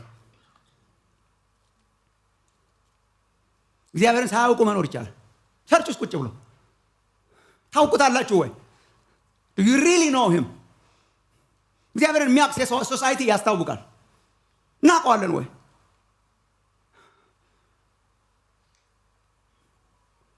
አንደኛ ዮሐንስ ምዕራፍ 5 ላይ same thing። አንደኛ ዮሐንስ ምዕራፍ 5 ቁጥር 20 እና 21 ላይ አንደኛ ዮሐንስ ምዕራፍ 5 20 እና 21 የእግዚአብሔርም ልጅ እንደመጣ እውነተኛም የሆነውን እናውቅ ዘንድ ልቡናን እንደሰጠን እናውቃለን። የእግዚአብሔር ልጅ የመጣው ለዚህ ነው። የእግዚአብሔር ልጅ መጥቶ እውነተኛ የሆነውን እናውቅ ዘንድ ልቡናን እንደሰጠን እናውቃለን። እውነተኛም በሆነው በእርሱ አለን፣ እርሱም ልጁ ኢየሱስ ክርስቶስ ነው። እርሱ እውነተኛ አምላክና የዘላለም ህይወት ነው ይላል። እርሱ እውነተኛ አምላክ የዘላለም ህይወት ነው ይልና እንዲያውም ሲጨርስ ልጆች ሆይ ከጣዖታት ራሳችሁን ጠብቁ ይላል። እውነተኛ ካልሆኑት ራሳችሁን ጠብቁ። ኢየሱስ ክርስቶስ መጥቷል። ምን እንድናረግ? እንድናውቀው እግዚአብሔርን። ሲፈጥር ለምንድን ነው ዓላማው? እንድናውቀው። ሲያድነን ለምንድን ነው? እንድናውቀው። ሶስተኛው መግቦት ነው። መግቦት ፕሮቪደንስ ይባላል። መመገብ፣ ይሄ እንክብካቤው ማለት ነው። እግዚአብሔር ሲሰራ ሲንከባከብ መግቦት እግዚአብሔር ይባላል። the providence of God ፕሮቫይድ ሲያደርግ፣ ሲመግብ፣ ሲንከባከብ፣ ፍጥረቱን ሲያንቀሳቀስ what is that? ዓላማው እንድናውቀው። እኔ ይሄ በጣም አብዛኞቻችን ክርስቲያኖች በዚህ እንዳንጠለፍ በጣም ማስተዋል አለብን። እግዚአብሔር የሚሰራውን ስራ ሁሉ የሚሰራው እንድናውቀው ነው። ሰው ከዓላማው ጋር ታረቁ። የሚሰራውን ስራ ሁሉ የሚሰራው እግዚአብሔር is to know him። ብሉይ ኪዳን ላይ በጣም ላነብላችሁ ነበር ሕዝቅኤል መጽሐፍ ላይ ሄጄ በተደጋጋሚ ብሉይ ኪዳን ላይ የምታገኙት ቃል እኔም እግዚአብሔር እንደሆንኩ ታውቃላችሁ ነው። እኔም እግዚአብሔር እንደሆንኩ ታውቃላችሁ። ይሄን አደርጋለሁ፣ ይሄን አደርጋለሁ፣ ይሄን አደርጋለሁ፣ ይሄን አደርጋለሁ። እኔም እግዚአብሔር እንደሆንኩ ታውቃላችሁ። ይሄን አደርጋለሁ፣ ይሄን አደርጋለሁ፣ ይሄን አደርጋለሁ። እግዚአብሔር እንደሆንኩ ታውቃላችሁ። እግዚአብሔር የሚሰራውን ስራ ሁሉ among his covenant people የሚሰራው ለምን እንድናውቀው። እንደውም እኔ ሕዝቅኤል 7ን ስታነቡ በምርኮ ትወሰዳላችሁ ነው። በምርኮ ትወሰዳላችሁ። በዚህ ጋር እንደተመቱ ቁጠራው። በኃጢአታችሁ ምክንያት አሕዛብ ተነስተው መጥተው ምርኮ ትወሰዳላችሁ። ቡም ምንድነው ዓላማው? እኔም እግዚአብሔር እንደሆንኩ ታውቃላችሁ እያለ ሲር ቆይቶ ሕዝቅኤል 37 ደግሞ ስትደርሱ ደግሞ ከመቃብራችሁ አወጣችኋለሁ እንደ አጥንቶች እንደ ደረቁ አጥንቶች ያረጋቸውና የደረቁ አጥንቶች ያረጋና ከመቃብራችሁ አወጣችኋለሁ፣ አስነሳችኋለሁ። አጥንት ከአጥንት ጋር ጅማት ምናምን አድርጌ ቆዳ ማልበሼ እንደገና ታላቅ ሰራዊት አድርጌ ወደ ሀገራችሁ መልሳችኋለሁ። ቡም በዚህ በኩል ለምንድን ነው? እኔም እግዚአብሔር እንደሆንኩ ታውቃላችሁ። ስትልከንም እግዚአብሔር እንደሆንኩ ታውቃላችሁ። ስትመልሰንም እግዚአብሔር እንደሆንኩ ታውቃላችሁ። አንዳንድ ጥራዝ ነጠቅ ጴንጤዎች አሉ እግዚአብሔር በኑሮ አያስተምረኝም የሚሉ ማለት ነው። በተለይ መከራ ሲሆን እግዚአብሔር በመከራ አያስተምረኝም ማለት ይላል። እንኳን የእግዚአብሔርን የተማርክበትን ትምህርት ቤት ካሪኩለም አልመረጥክም። ካሪኩለም ሂሳብ ትማራለህ ስትባል ገብተህ ተምረህ የማትወደውን ሂሳብ አልወድም እያለቀስክ አትመርጥማ። ካሪኩለም አይመረጥም። ባለስልጣን ነው የሚመርጠው። ቅድም ያልነውን ጨምሮ ዝንጀሮ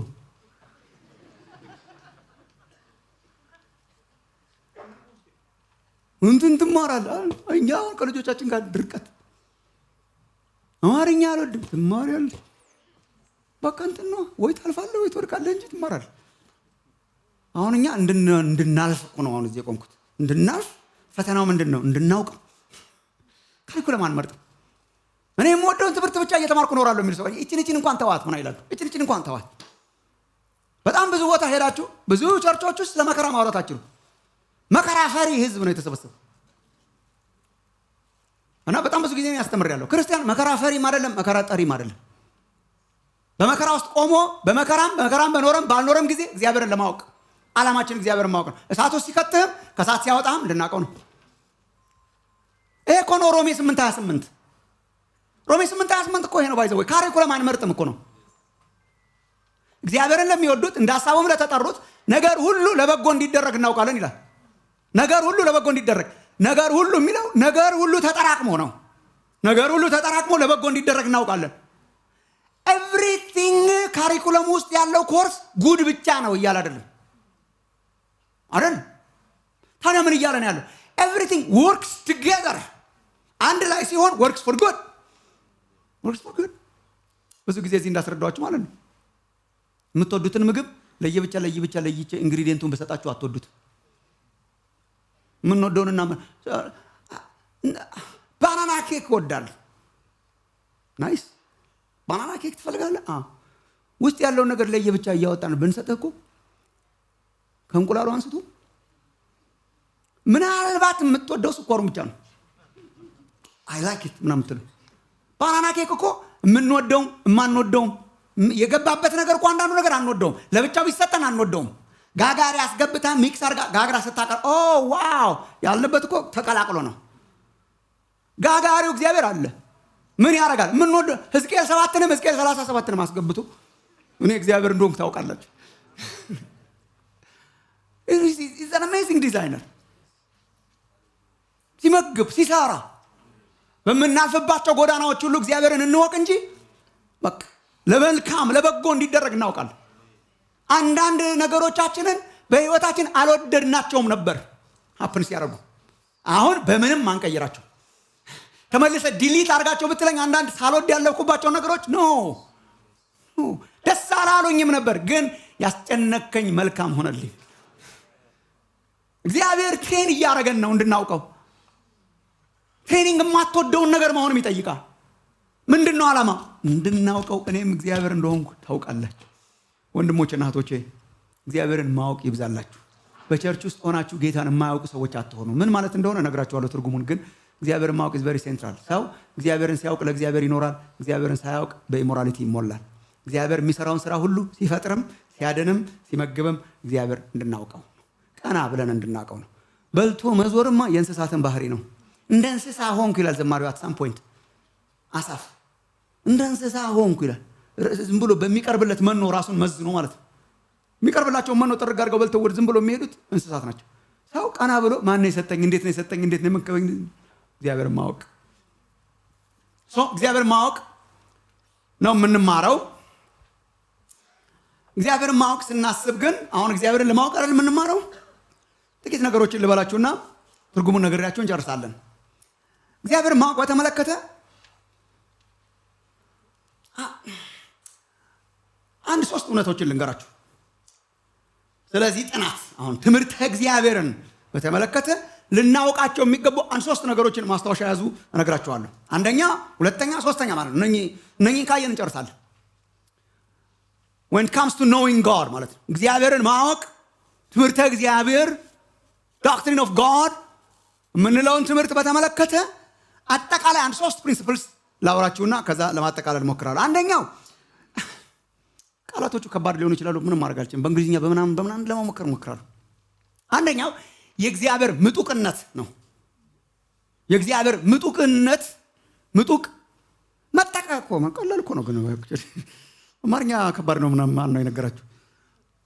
እንትን እኮ ሳተላይት መጠቀ እንደምንለው ማለት መጠቀ ከሚለው ነው ምጡቅ የመጣው። መጠቀ ኢንፊኒት ነው፣ ትራንሰንደንት ነው፣ ከአእምሮአችን በላይ ነው።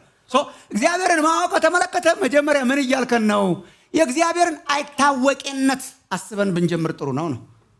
እግዚአብሔርን እንወቅ ብለህ እግዚአብሔር አይታወቅም ትላለህ? ይስ ምን ይባላል ይሄ? ምጡቅነት የሚለውን የወሰድኩት ከአለቃ ኪዳን ወልደ ክፍሌ መዝገበ ቃላት ነው። የታወቀ መዝገበ ቃላት ነው። መጽሐፈ ሰዋስው ወግስ ወመዝገበ ቃላት ሐዲስ። ምጡቅ የሚለውን እንዲህ ይተረጉማሉ። ምጡቅ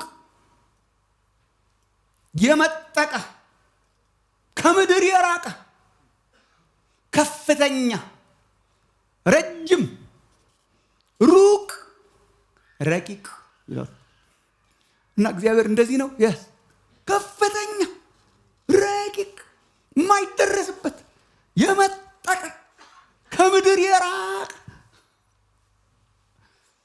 when it comes to knowing God መጀመሪያ አይታወቅነቱን በማሰብ መጀመር በጣም ጥሩ። ምን ማለት ነው? እግዚአብሔርን እናውቃለን ሙሉ ለሙሉ ግን አናውቀውም ነው። ምጡቅ ነው እግዚአብሔር፣ የመጠቀ ነው፣ ኢውስናዊ ነው፣ አይወሰንም። ጀምረህ የምትጨርሰው ከሪኩለም አይደለም። ሰው ሆይ ተጀምሮ የሚያልቅ ትምህርት አይደለም። ማናውቀው ብዙ ነው። ማናውቀው ብዙ እግዚአብሔርን ማወቅ ስንጀምር ማናውቀው ብዙ እንደሆነ አውቀን መጀመር በጣም ጥሩ ነው። there is no guarantee ሁሉን እናውቃለን ተብሎ አልተነገረንም። እውነትን እናውቃለን ነው። ዊንግሩደም የተባለ ቴዎሎጂን እውነትን እናውቃለን እንጂ ሁሉን እናውቃለን ብሎ አልጠራንም እግዚአብሔር ይላል። እውቀታችን እውነት ነው እንጂ ሁሉ አይደለም። ሁሉን የምታውቀው አምላክ ሊሆን አይችልም። መጀመሪያ እግዚአብሔር ምጡቅ ነው። እግዚአብሔር ሱፕሪም ነው። እግዚአብሔር የበላይ ነው። እግዚአብሔር ሩቅ ነው፣ አይደረስበትም። አውቀን አይደረስበትም።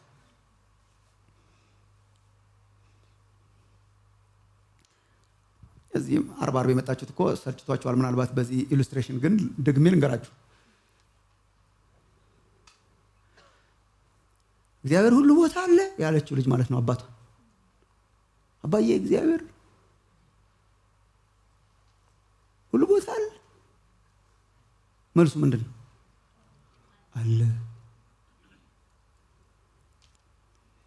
አባዬ አሁን እግዚአብሔር እኛ ቤት ውስጥ አለ። መልሱ ምንድን ነው? አለ። አባዬ እግዚአብሔር እዚህ ክፍል ውስጥ አለ።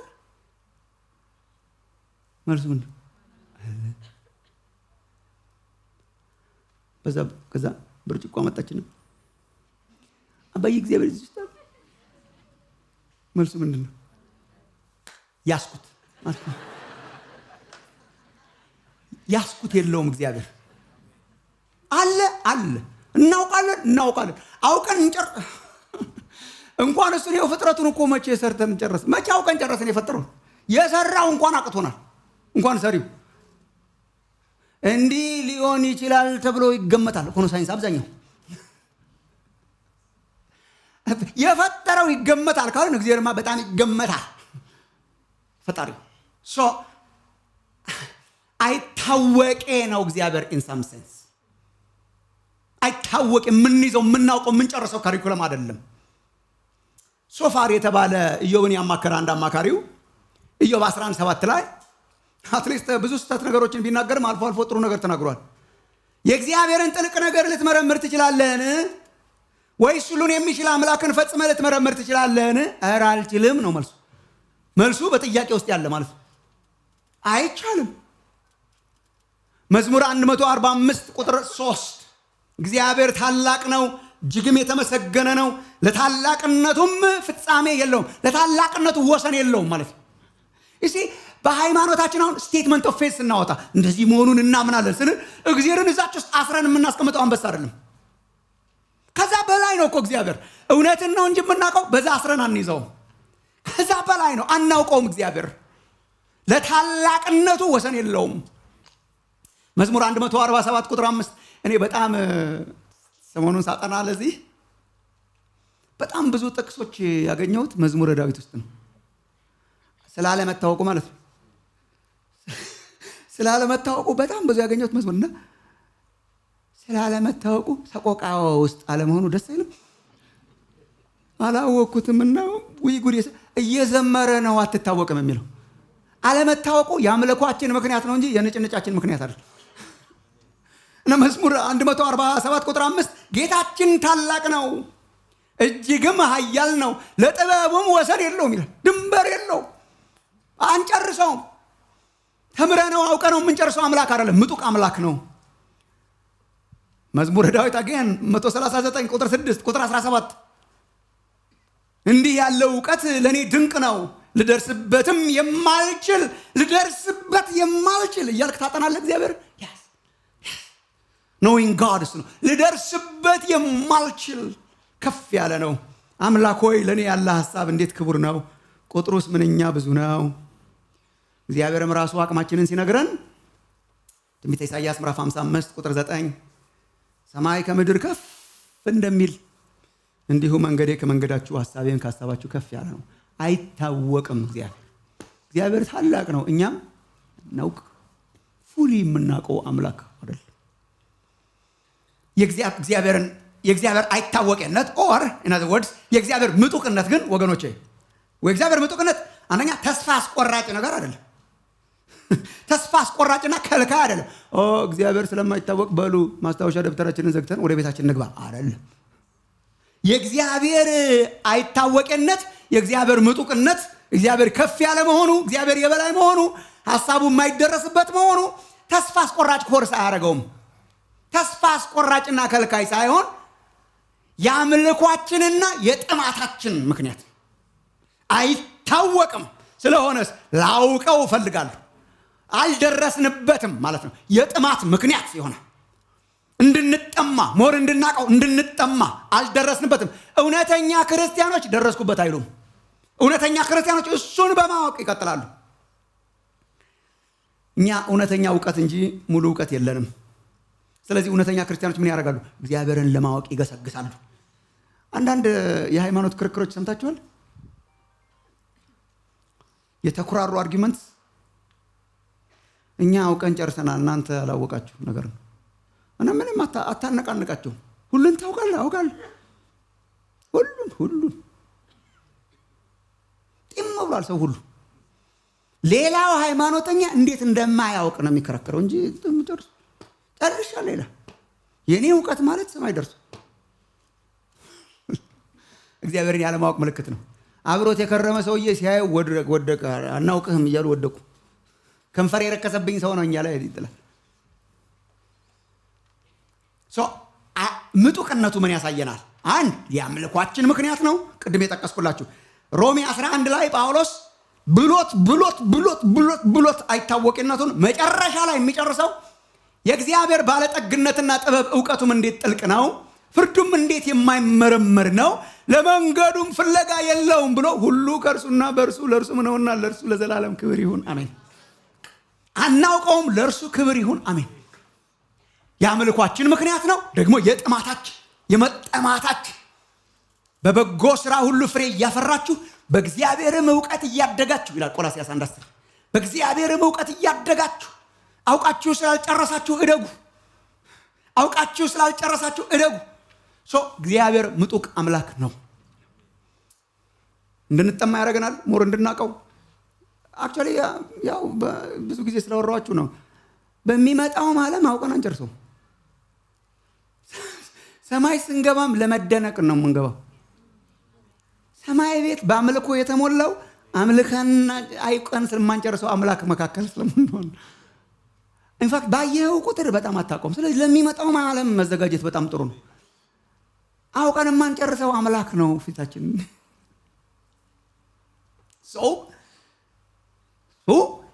እንጠማለን ለማወቅ፣ እንጨምራለን በእውቀታችን፣ እናመልካለን ባልገባን ነገር። ምጡቅነቱን ማሰብ በጣም ጥሩ ነው። ሌላው ደግሞ ምን መሰላቸው ወገኖች፣ አንዳንድ ፍረፈርሲክ የሚያወሩ ሰዎች ስለ እግዚአብሔር የማናውቃቸውን ነገሮች በማንሳት እና በማውራት እናውቃለን እኮ እኛ እንደማናውቅ እናውቃለን። እነሱን በማውራት እምነታችሁን ለማሸማቀቅ ምናምን ሲሞክሩ እጅ መዘርጋት ነው ወደ ላይ። ስለ እግዚአብሔር ነገሮችን ያነሱና አይ እግዚአብሔር እንትኑ ነው እንትኑ ማይታወቀ እንትን ከሆነ እንትኑ ሲገባ እንትኑ ተቀላቅሎ እንትን እንዴት አልመጣም ሲል መሸማቀቅ ሳይሆን ዕውቀቱ እንዴት የማይመረመር ነው፣ እንዴት የማይደረስበት ነው። እኛ ጊቭ አፕ አድርገን ነው የጀመርነው። ለእርሱ ለመኖርና እርሱን ለማወቅ በር ከፈተልን እንጂ ማናውቃቸው ብዙ ነገሮች አሉ። ማናውቃቸውን በተመለከተ ምን እናደርጋለን? እንጠማለን፣ እጅ እንዘረጋለን፣ እናመልካለን። ይሄ እግዚአብሔር ምጡቅነት ነው። ሁለተኛ ነገር ማወቅ ያለብን ዛሬ አማርኛ ተምረን ነው የምንወጣው። በዛው የእግዚአብሔር ቅሩብነት ነው። ቅሩብነት ያው ቀላል እኮ ነው። ቅሩብ ማለት ቅርብ ማለት ነው። የእግዚአብሔር ቅሩብነት አለቃ ኪዳነ ወልድ እንደገና ቅሩብ የቀረበ ቅርብ አጠገብ ዘመድ ብሎ ይተረጉማል። ቅርብ ያለ አጠገብ ያለ እና እግዚአብሔር ምጡቅ ነው አላልክም ወይ? ያስ አሁን ደግሞ ምን እያለን ነው? እግዚአብሔርን በማወቅ ቅሩብ ነው እግዚአብሔር። ደግሞ እዚህ ነው እግዚአብሔር። ደግሞ ቅርብ ነው እግዚአብሔር። ደግሞ ይታወቄ ነው። ደግሞ በጣም ማወቅ ደግሞ የሚቻል ነው። አጠገባችን ነው፣ ቅርብ ነው። ጳውሎስና በርናባስ ልስጥራ ደርቤ የሚባሉ መንደሮች አካባቢ ሊያመልኳቸው ሲነሱ ያሉት ትዝ ይላችሁ እንደሆነ ሐዋርያት ሥራ ምዕራፍ 14 ቁጥር 15 እስከ 17 ሐዋርያት ሥራ 14 ቁጥር 15 እስከ 17 ከዚህም ከንቱ ነገር ሰማይንና ምድርን ባህርንም በእነርሱም ያለውን ሁሉ ወደ ፈጠረ ወደ ሕያው እግዚአብሔር ዞር ትሉ ዘንድ ወንጌልን እንሰብክላችኋለን አለ። ወደ እግዚአብሔር እርሱ ባለፉት ትውልዶች አሕዛብን ሁሉ በገዛ ራሳቸው ጎዳና ይሄዱ ዘንድ ተዋቸው ይልና ከዚህም ሁሉ ጋር መልካም ስራ እየሰራ መግቦቱ መልካም ስራ እየሰራ ከሰማይ ዝናብን ፍሬ የሚሆንበትን ወራት ሲሰጠን ልባችንንም በመብልና በደስታ ሲሞላው ራሱን ያለ ምስክር አልተወም። እነኚህን ሁሉ ነገሮች የሚያደርገው ደግሞ እንድናውቀው ነው። በመብላት በመጠጣት ስንደሰት እንድናውቀው፣ ዝናቡን ሲያዘንብ እንድናውቀው። እግዚአብሔር ሩቅ ነው ግን ቅርብ ነው። እግዚአብሔር በጣም ምጡቅ ነው ግን በጣም ቅርብ ነው። አት ዘ ሴም ታይም እቺን በኋላ ኢምፕሊኬሽኗን ትንሽ እንድናወራ ብዬ ነው። ሐዋርያት ሥራ 17 ላይ ከዚህ በፊት ጠቅሰነዋል ብዙ ጊዜ። ከእያንዳንዳችን የራቀ አይደለም የሚለው ማለት ነው። ሐዋርያት ሥራ 17 26-28 አቴና ውስጥ ጳውሎስ የተናገረው ምናልባት እየመረመሩ ያገኙት እንደሆነ እግዚአብሔርን ይፈልጉ ዘንድ በምድር ሁሉ ላይ እንዲኖሩ የሰውን ወገኖች ሁሉ ከአንድ ፈጠረ፣ የተወሰኑ ዘመኖችንና ለሚኖሩበት ስፍራ ዳርቻ መደበላቸው። ቢሆንም ከእያንዳንዳችን የራቀ አይደለም ብሎ እንደውም ባለቅኔዎችን ይጠቅሳል። ከእናንተ ከባለቅኔዎች አንዳንዶቹ ደግሞ እኛ ደግሞ ዘመዶቹ ነንና ብለው እንደተናገሩ ቅድም ዘመድ ያሉት ማለት ቅርብ ነው እግዚአብሔር። እዚህ ነው እግዚአብሔር። ቅርብ ነው፣ ዘመድ ነው እግዚአብሔር። ግልጽ ነው። ሆሴዕ 6:3 ያነበብነው እንወቅ እናውቅም ዘንድ እግዚአብሔርን እንከተልና እንደ ወገግታ ተዘጋጅቶ እናገኘዋለን። እንደ በልግ ዝናብ እንወቅ ይልና እንደ በልግ ዝናብ ተዘጋጅቶ እናገኘዋለን። ልናውቀው እንችላለን። ፐርሰናል ሪሌሽንሺፕ ልንፈጥር እንችላለን። እግዚአብሔር ምጡቅ ነው፣ እናመልከዋለን። እግዚአብሔር ቅርብ ነው፣ ልናውቀው እንችላለን። እግዚአብሔር ቅርብ ነው፣ ልናውቀው አባት ልንለው ፐርሰናል ሪሌሽንሺፕ ሊኖረን ይችላል። ብዙ ሃይማኖቶች ይህንን ጋራንቲ አይሰጡም። በጣም ሩቅ ነው፣ የመጠቀ ነው፣ ስገድ ብቻ ይላሉ። አባዬ እንደሚባል አያውቁም። እዚህ ደግሞ የቅርብ አምላክ እነኝህም በተመለከተ this is very important ወገኖች፣ very important። የእግዚአብሔር ምጡቅነትና ቅርብነትን መጽሐፍ ቅዱስ አማኞች ክርስቲያኖች ክርስትና አንድ ላይ ነው የምንይዘው፣ አንድ ላይ ነው የምናምነው። ሪፒት አንድ ላይ at the same time ነው። ሩቅ ነው ቅርብ ነው፣ ምጡቅ ነው ቅርብ ነው። ለምንድን ማሙሻ እንደዚህ በጣም ያካበድከው ለምን መሰላችሁ? አንዳንድ ፍልስፍናዎችና አስተሳሰቦች የእግዚአብሔር ምጡቅነት ላይ ብቻ ያተኮሩ ናቸው። እግዚአብሔር ሩቅ፣ እግዚአብሔር ከፍጥረት የተለየ፣ እግዚአብሔር ሩቅ ነው። እነዚህ ከክርስትና ውጪ ያሉ ፍልስፍናዎች ናቸው። ግን ክርስትናን አፌክት እያደረጉት ስለሆነ አውቃችሁ እንዴት ትሄዱ ነቅታችሁ እንዴት ትሩየ ነው። ኢዝም አንድ ሁለት ኢዝሞች ልንገራችሁ ላስተዋውቃችሁ ዛሬ። አንድ ሁለት ኢዝሞች ያው ቴዎሎጂ እየተማርን ስለሆነ አንደኛው ዲይዝም ይባላል። ዲይዝም DEISM ዲይዝም አማርኛ ስለሌለው በትርጉም ነው የማስረዳው። ማለት ሊኖረው ይችላል ስለማላውቀው። ዲይዝም ምጡቅነቱን ለጥጦ የወሰደ ፍልስፍና ነው። it's a philosophy የምዕራቡን ዓለም በጣም የናጠ ነው። ከኢንላይትመንት ፔሪየድ ጀምሮ የአብርሆት ዘመን የሚባለው አለ አይደል? 17ኛው 18ኛው መቶ ክፍለ ዘመን ለጥጦ እግዚአብሔርን ከፍጥረት ዓለሙ ያራቀ ኤቲዝም አይደለም። ይሄ ኤቲስት አይደለም። አለ እግዚአብሔር ነው ፍልስፍናው። አለ ጋድ ኮንሴፕት አለ፣ ግን he is not involved እኛ አካባቢ የለም። ሩቅ ነው፣ ከፍጥረቱ የተለየ ነው። ፍጥረትን ፈጥሮ ለኛ ትቶት ይዝጎ ፍጥረት ዓለሙን ለራሱ ትቶታ ፈጥሮ ትቶታ። አሁን የምናንቀሳቅሰው እኛ ነን። የለም በየዕለቱ ኢንቮልቭ የሚያደርግ ታምር የሚሰራ የሚጸለይለት ሪሌሽንሺፕ ያለው ምትረጋግ የለም። ዝም ብለው ነው እነኚህ ክርስቲያኖች ፋንታሲ የፈጠሩት። ፈጣሪ መኖር አለ፣ ግን እኛ ነን። እኛ ነን እዚህ መንደር ውስጥ፣ እሱ የለም። አንዳንዶቹ እግዚአብሔርን እንደ ሰዓት ሰሪው ነው ይላሉ። ሰዓት ሰሪው ሰዓታችንን ሰርቶ እዚህ የለም። አሁን እያሽከረከረው አይደለም፣ አንድ ያስጀምሮ ለቀቀው እና ሰዓቱ እንደሚለው እንደዛ ነው። የለም አሁን እኛ ምናሽከረከረው ፈጥሮ ለቆታ። ሪሌሽናል የሆነው ሚራክል የሚሰራው የሚጸለይለት ሪሌሽንሺፕ ያለው አምላክ የለ። ይሄ ዲይዝም ይባል። እግዚአብሔርን ያወጣ ማለት ነው። ራሱ በራሱ የሚያሽከረክር ራሳችን ነው የምናሽከረክራት ዓለም ራሱን በራሱ ገቨርን የሚያደርገው ኢንቮልቭ አያደርግም መካከላችን። የዚህ ተቃራኒ ደግሞ ቅሩብነቱ ላይ ያተኮረ ነው። በጣም እኮ እነኝን ለማስረዳት ጭንቅ ነበር፣ ግን እናንተ ጎበዝ ስለሆናችሁ በቃ ደስ አለኝ። ሁለተኛው ፓንቲይዝም ይባላል። ፓንቲይዝም የቅድሙ ተቃራኒ ነው። PANTHEISM ፓንቲስቲክ ሪሊጅንስ። አሁን የተነቃቃው ፓንቲይዝም ነው። በጣም ዓለምን የተቆጣጠረው በጣም ቅርብ ያደረገውና እግዚአብሔርን ሁሉ ነገር እግዚአብሔር ነው። ሁሉ ነገር ውስጥ እግዚአብሔር አለ። ሁሉ ነገር አምላክ ነው። ኦልሞስት አምላክ ማለት በሰማይ ያለ ምጡቅ የሆነ ሩቅ የሆነ የማይደረስበት አይደለም። እኛ ነን። ወንዙ ነው። ሰማዩን ምድሩ እዚህ የምታየው ጠቅላላ can be God። ዝም ብለህ አታንጋጥ። እዚህ ነው አምላክ። አንዳንድ ጊዜ አምላክን ኢምፐርሰናል የሆነ ሁሉ ነገር በፍጥረትና ፈጣሪ መካከል ልዩነት የለም። በቃ ሰው ሂር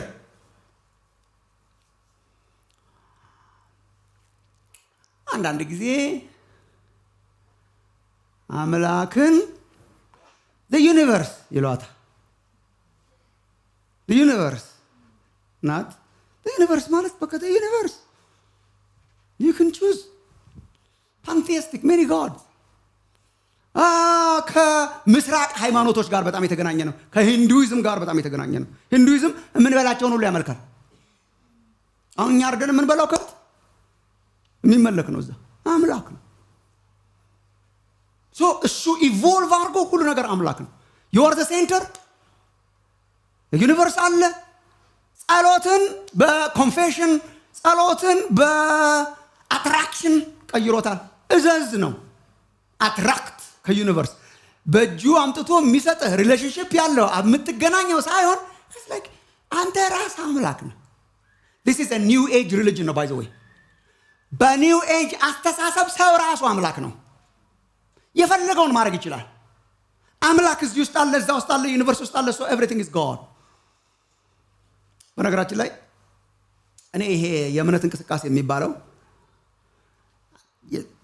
ቸርች ሂስትሪ ቢያጠኑት በጣም ጥሩ ነው። ግን እኔ በጣም ከኒው ኤጅ ጋራ በጣም ይገናኝብኛል። ለዚህ ነው እንደ ክርስትና ማላየው። በጣም ፓንቲስቲክ ነው። እኔ የሚመስለኝ ምዕራባውያኑ ኒው ኤጅ ሙቭመንት ሲነሳሳ ለኒው ኤጅ ሙቭመንት ይሆናል እኮ የኛ ሃይማኖት ለማለት የፈጠሩት ነው ይመስል። በጣም የምትፈራውና ሩቅ ያለ ሳይሆን የምታዘው ጸሎት ማለት ትእዛዝ፣ ኮንፌስድ፣ አትራክት። አንተ ራስህ ቀስ እያልክ አምላክ you are the authority። በጣም ሩቅ ያደረገችው ቸርችና ሃይማኖት ነው ለማለት የሰሩት ነው ይመስለኝ። ሰው ወደ ኒው ኤጅ ሲሄድባቸው ወደ ኒው ኤጅ አካባቢ የሚጠጋ ብለው የፈጠሩት ፓጋኒስቲክ ፍልስፍና ነው ይመስለኝ። that's why we have to be very careful። እግዚአብሔር ምጡቅ ነው፣ ሩቅ ነው፣ አይታወቅም።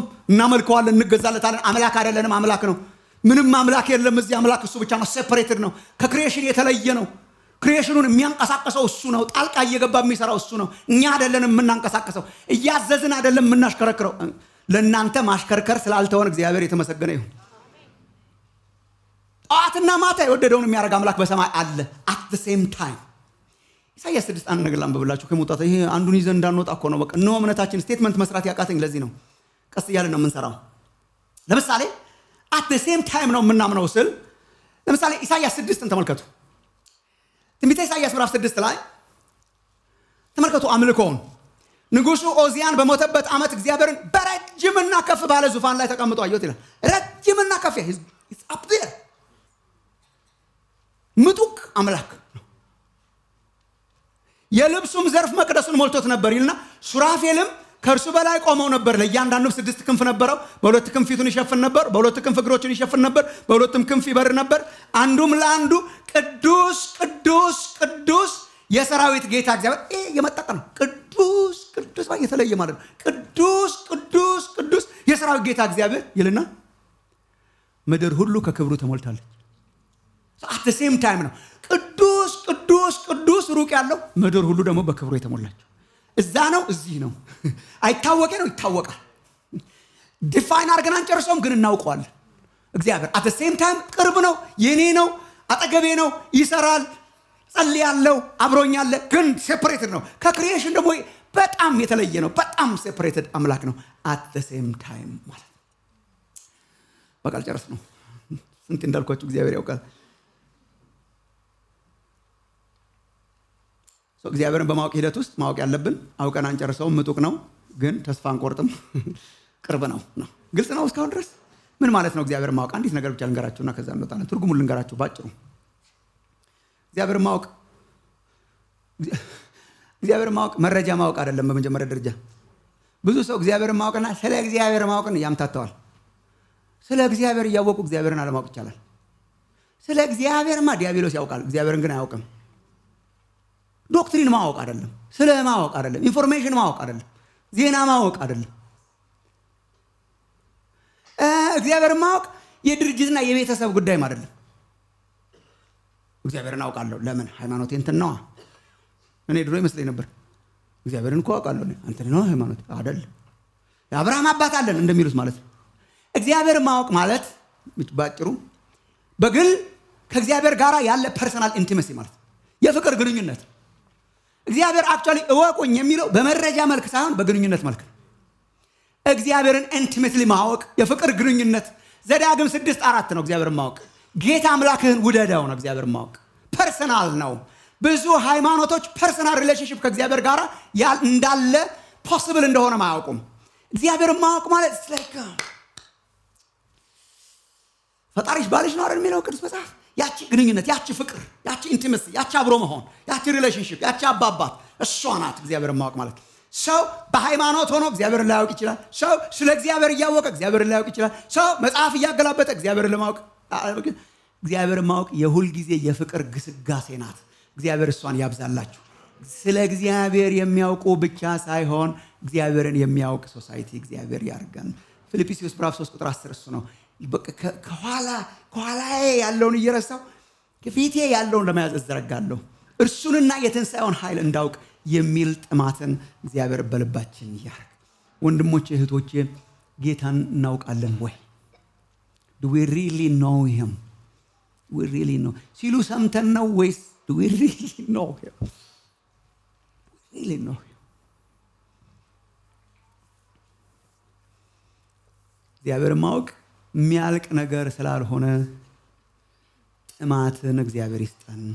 ረክቶ ከመቀመጥ ህይወት እግዚአብሔር ያውጣንና የምንገሰግስበት ዘመን እግዚአብሔር ያርግልን።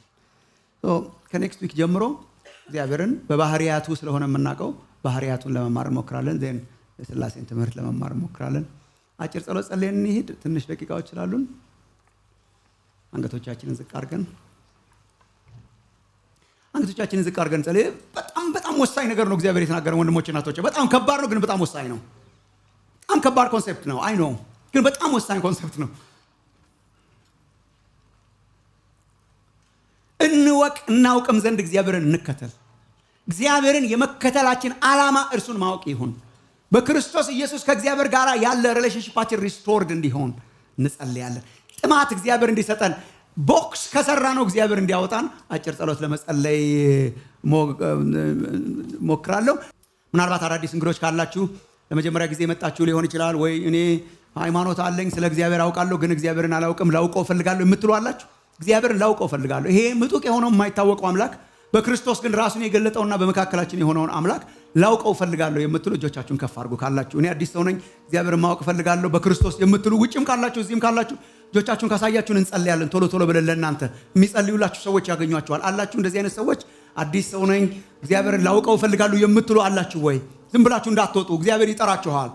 እናንተ ደካሞች ሸክማችሁ የከበደ ሁሉ ወደ እኔ ኑ አሳርፋችኋለሁ ብሏልና ያሳርፋችኋልና ወደ ክርስቶስ መምጣት ፈልጋለሁ፣ እግዚአብሔርን ማወቅ ፈልጋለሁ፣ አዲስ ነኝ የምትሉ ሰዎች ላውቀው ፐርሰናሊ እግዚአብሔርን ላውቀው ፈልጋለሁ የምትሉ ከፍ አድርጉ እጆቻችሁን ካላችሁ። ኦር እዚህ ስክሪኑ ላይ የምታዩት ስልክ ቁጥር አለ። ውጭም ያላችሁ እግዚአብሔር ይባርካችሁ። በብርድ እዛ ቁጭ ያላችሁትንም ስልክ ቁጥር አለላችሁ እንትኑ ላይ ስክሪኑ ላይ እዛ ስክሪን ላይ ስማችሁን ቴክስት ካረጋችሁ በአድራሻችሁ ደውለን እናገኛችኋለን። ሰው አዲስ ከሆናችሁ ኦንላይንም ካላችሁ ኦንላይን ላላችሁትም እዚህ ስክሪን ላይ ባለው ቁጥር ስማችሁን ከጻፋችሁልን እናገኛችኋለን። እግዚአብሔር የተመሰገነ ይሁን። ካላችሁ ምንም ሳትፈሩ እግዚአብሔርን ከማወቅ የበለጠ ነገር ምንም የለም። የህይወት ሙላት እግዚአብሔርን ማወቅ ነውና የማናውቀው አምላክ ነው ግን የምናውቀው አምላክ ነው። የሩቅ አምላክ ነው ግን የቅርብ አምላክ ነው። ምጡቅ አምላክ ነው ግን ቅርብ አምላክ ነው። እሱን አምላክ አውቆ ከእርሱ ጋር ፐርሰናል ሪሌሽንሺፕ መመስረት እግዚአብሔር ያርግላችሁ። እግዚአብሔርን ማወቅና እሱ ጥማት እንዲበዛልኝ እፈልጋለሁ የምንል እግዚአብሔር የተናገረን ቆመን ሪስፖንድ አድርገን እንወጣለን። እግዚአብሔር የተመሰገነ ይሁን። የህይወት ሁለንተና እግዚአብሔርን ማወቅ ነው። የህይወት ሁለንተና የህይወታችሁ ዓላማ እግዚአብሔርን ማወቅ ነው። የማይደረስበት አምላክ ነው። ተወዳዳሪ ተፎካካሪ የሌለው አምላክ ነው። ግን ደግሞ እንድናውቀው ራሱን ደግሞ ዝቅ አድርጎ በመካከላችን የተገኘ አምላክ ነው። የሩቅ አምላክ ነው ግን የቅርብ አምላክ ነው። እንደው እነ ጳውሎስ የለመኗትን ልመና ለምነን ብንወጣ በዚህ ሰዓት ወንድሞቼ እና እህቶቼ እርሱንና የትንሣኤውን ኃይል እንዳውቅ የትንሣኤውን ኃይል እንዳውቅ እርሱን እንዳውቅ የትንሣኤውን ኃይል እንዳውቅ የማያስመካ ጥበብ፣ የማያስመካ ዕውቀት፣ የማያስመካ ነገር መንከራተት ሳይሆን እርሱን በማወቅ ማረፍ ያርግላችሁ እግዚአብሔርና አውቀህ ዘንድ እርዳኝ ብላችሁ ጸልዩ እስቲ ወንድሞቼ እናቶቼ። I just want to know you። አውቄ ጨርሳለሁ አያስብላችሁ ሃይማኖታችሁ። አውቄ ጨርሻለሁ አያስብላችሁ። የሆነ የፈጠርነው ቦክስ we don't know him አውቀን አንጨርሰውም። እንኳን በዚህኛው ህይወት በዛኛው ህይወትም አውቀን አንጨርሰውም። ረሃብን ይስጠን እግዚአብሔር። አሜን ወገኖቼ። ረሃብን፣ እርሱን የማወቅ ረሃብን፣ እርሱን የማወቅ ጥማትን እንዲሰጠን እያሰብን እንጸልያለን።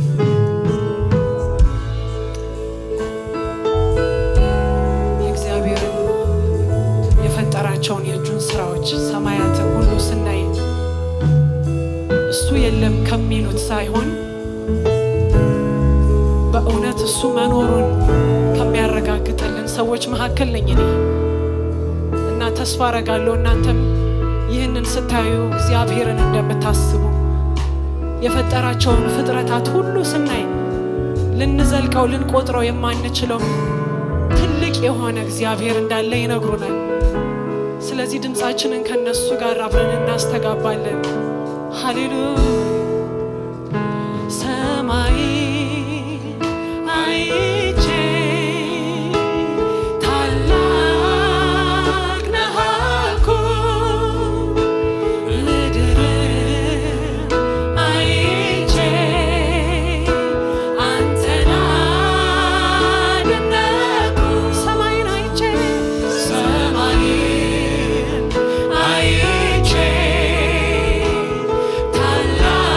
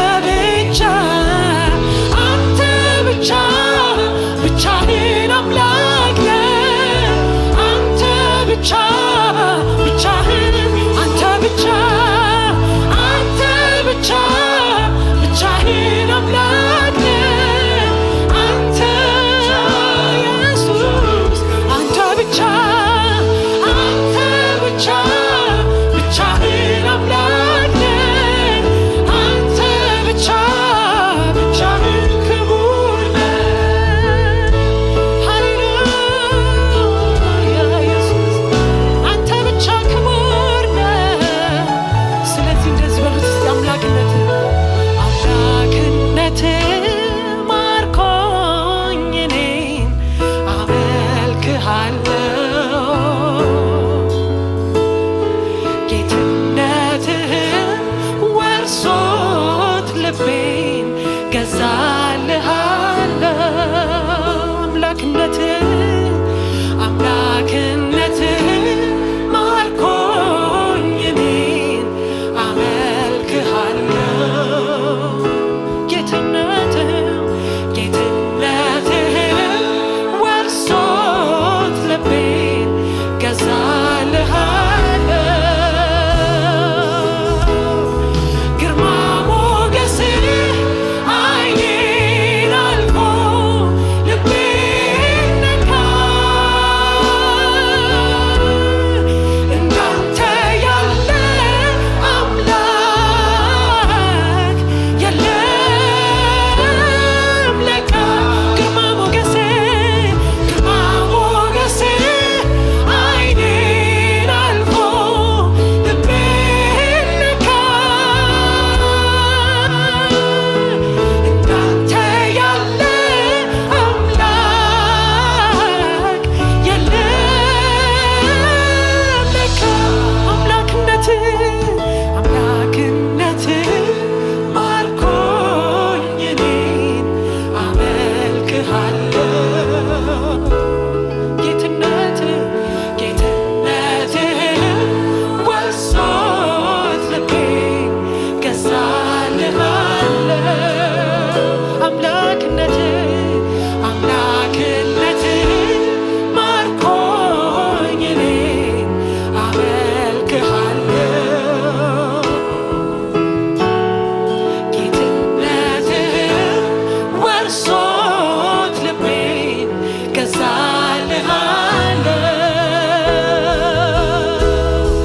ግርማ ሞገስህ ዓይኔን አልፎ ልቤን ነካ እንዳንተ ያለ አምላክ የለም ለካ ግርማ ሞገስህ ዓይኔን አልፎ ልቤን ነካ እንዳንተ ያለ አምላክ የለም እኔም አላውቅህም አንተ ትልቅ ነህ እኔም አላውቅህም አንተ ትልቅ ነህ እኔም አላውቅህም አንተ ትልቅ ነህ እኔም አላውቅህም አንተ ትልቅ ነህ እኔም አላውቅህም አንተ ትልቅ ነህ እኔም አላውቅህም አንተ እኔም አላውቅህም አንተ ትልቅ ነህ እኔም አላውቅህም አንተ ትልቅ ነህ እኔም አላውቅህም አንተ ትልቅ ነህ ክብር ላንተ ይሁን፣ ክብር ላንተ ይሁን።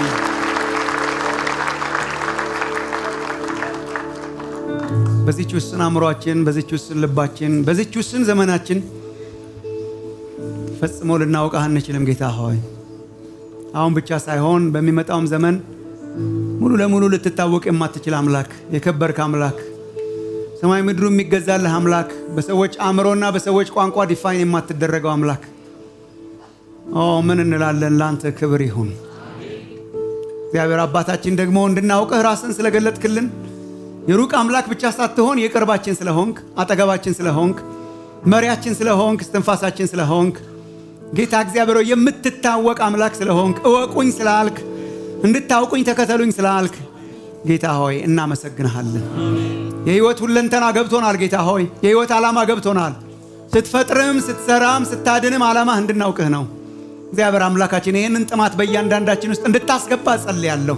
አውቄ ጨርሼዋለሁ ተረድቼዋለሁ ከሚል ህይወት እንድታወጣን፣ አዲስነት በውስጣችን እንዲመጣ፣ ቆርቆሮ አሮጌ የሆነ የዛገ ነገር ከውስጣችን እንዲወጣ፣ አሁን እንደተወለዱ ህፃናት ጉጉት እንዲመጣ፣ ወደ አንተ የመገስገስ ጥማት እንዲመጣ፣ ፍሬሽነስ በህይወታችን እንዲመጣ እንጸልያለን። አቤቱ ለአባቶቻችን የሰጠኸው ያ ጥማት እንዲመጣ፣ በሁሉ ነገራችን ልናውቅህ የሚዘረጋ የሚጠማ የሚያነብ የሚጸልይ የሚያመልክ የሚደነቅ ትኩስ የሆነ ማንነትን እንድትሰጠን እንለምንሃለን። ከመረጃ ያለፈ ዕውቀትን ስጠን ጌታ ሆይ። ኤክስፔሪየንሻል የሆነ ዕውቀትን እንድትሰጠን አንተን እግዚአብሔር አምላክ ሆይ የመጠጋጋት በኤክስፔሪየንስ የማወቅ ያንን ህይወት እንድትሰጠን እንጸልያለን። እናመሰግንሃለን፣ እናከብርሃለን ጌታ ሆይ። እንደዚህ አይነት ደግሞ ከበድ ያሉ ትምህርቶችን ለመማር እግዚአብሔር አምላክ ሆይ ኦንላይንም እዚህ በአካል በአስቸጋሪ በሆነ ቀን እንኳን ሳይቀር መጥቶ ስለሚሰበሰበው ህዝብህ አመሰግንሃለሁ። ህዝብህን ባርክ እግዚአብሔር ሆይ። የተማርነው ውስጣችን ሰርጾ እንዲገባ እንዲለውጠን እግዚአብሔር ሆይ አዲስ ጥማትን እንዲያመጣልን አእምሮአችንን እንዲከፍተው እግዚአብሔር አምላክ ሆይ እንለምንሃለን። ክብር ላንተ ይሁን። እናመሰግንሃለን። እግዚአብሔር ይባርካችሁ። እግዚአብሔር ይጠብቃችሁ። እግዚአብሔር ፊቱን ያብራላችሁ። እግዚአብሔርን በማወቅ ነፍሳችሁ ትሞላ።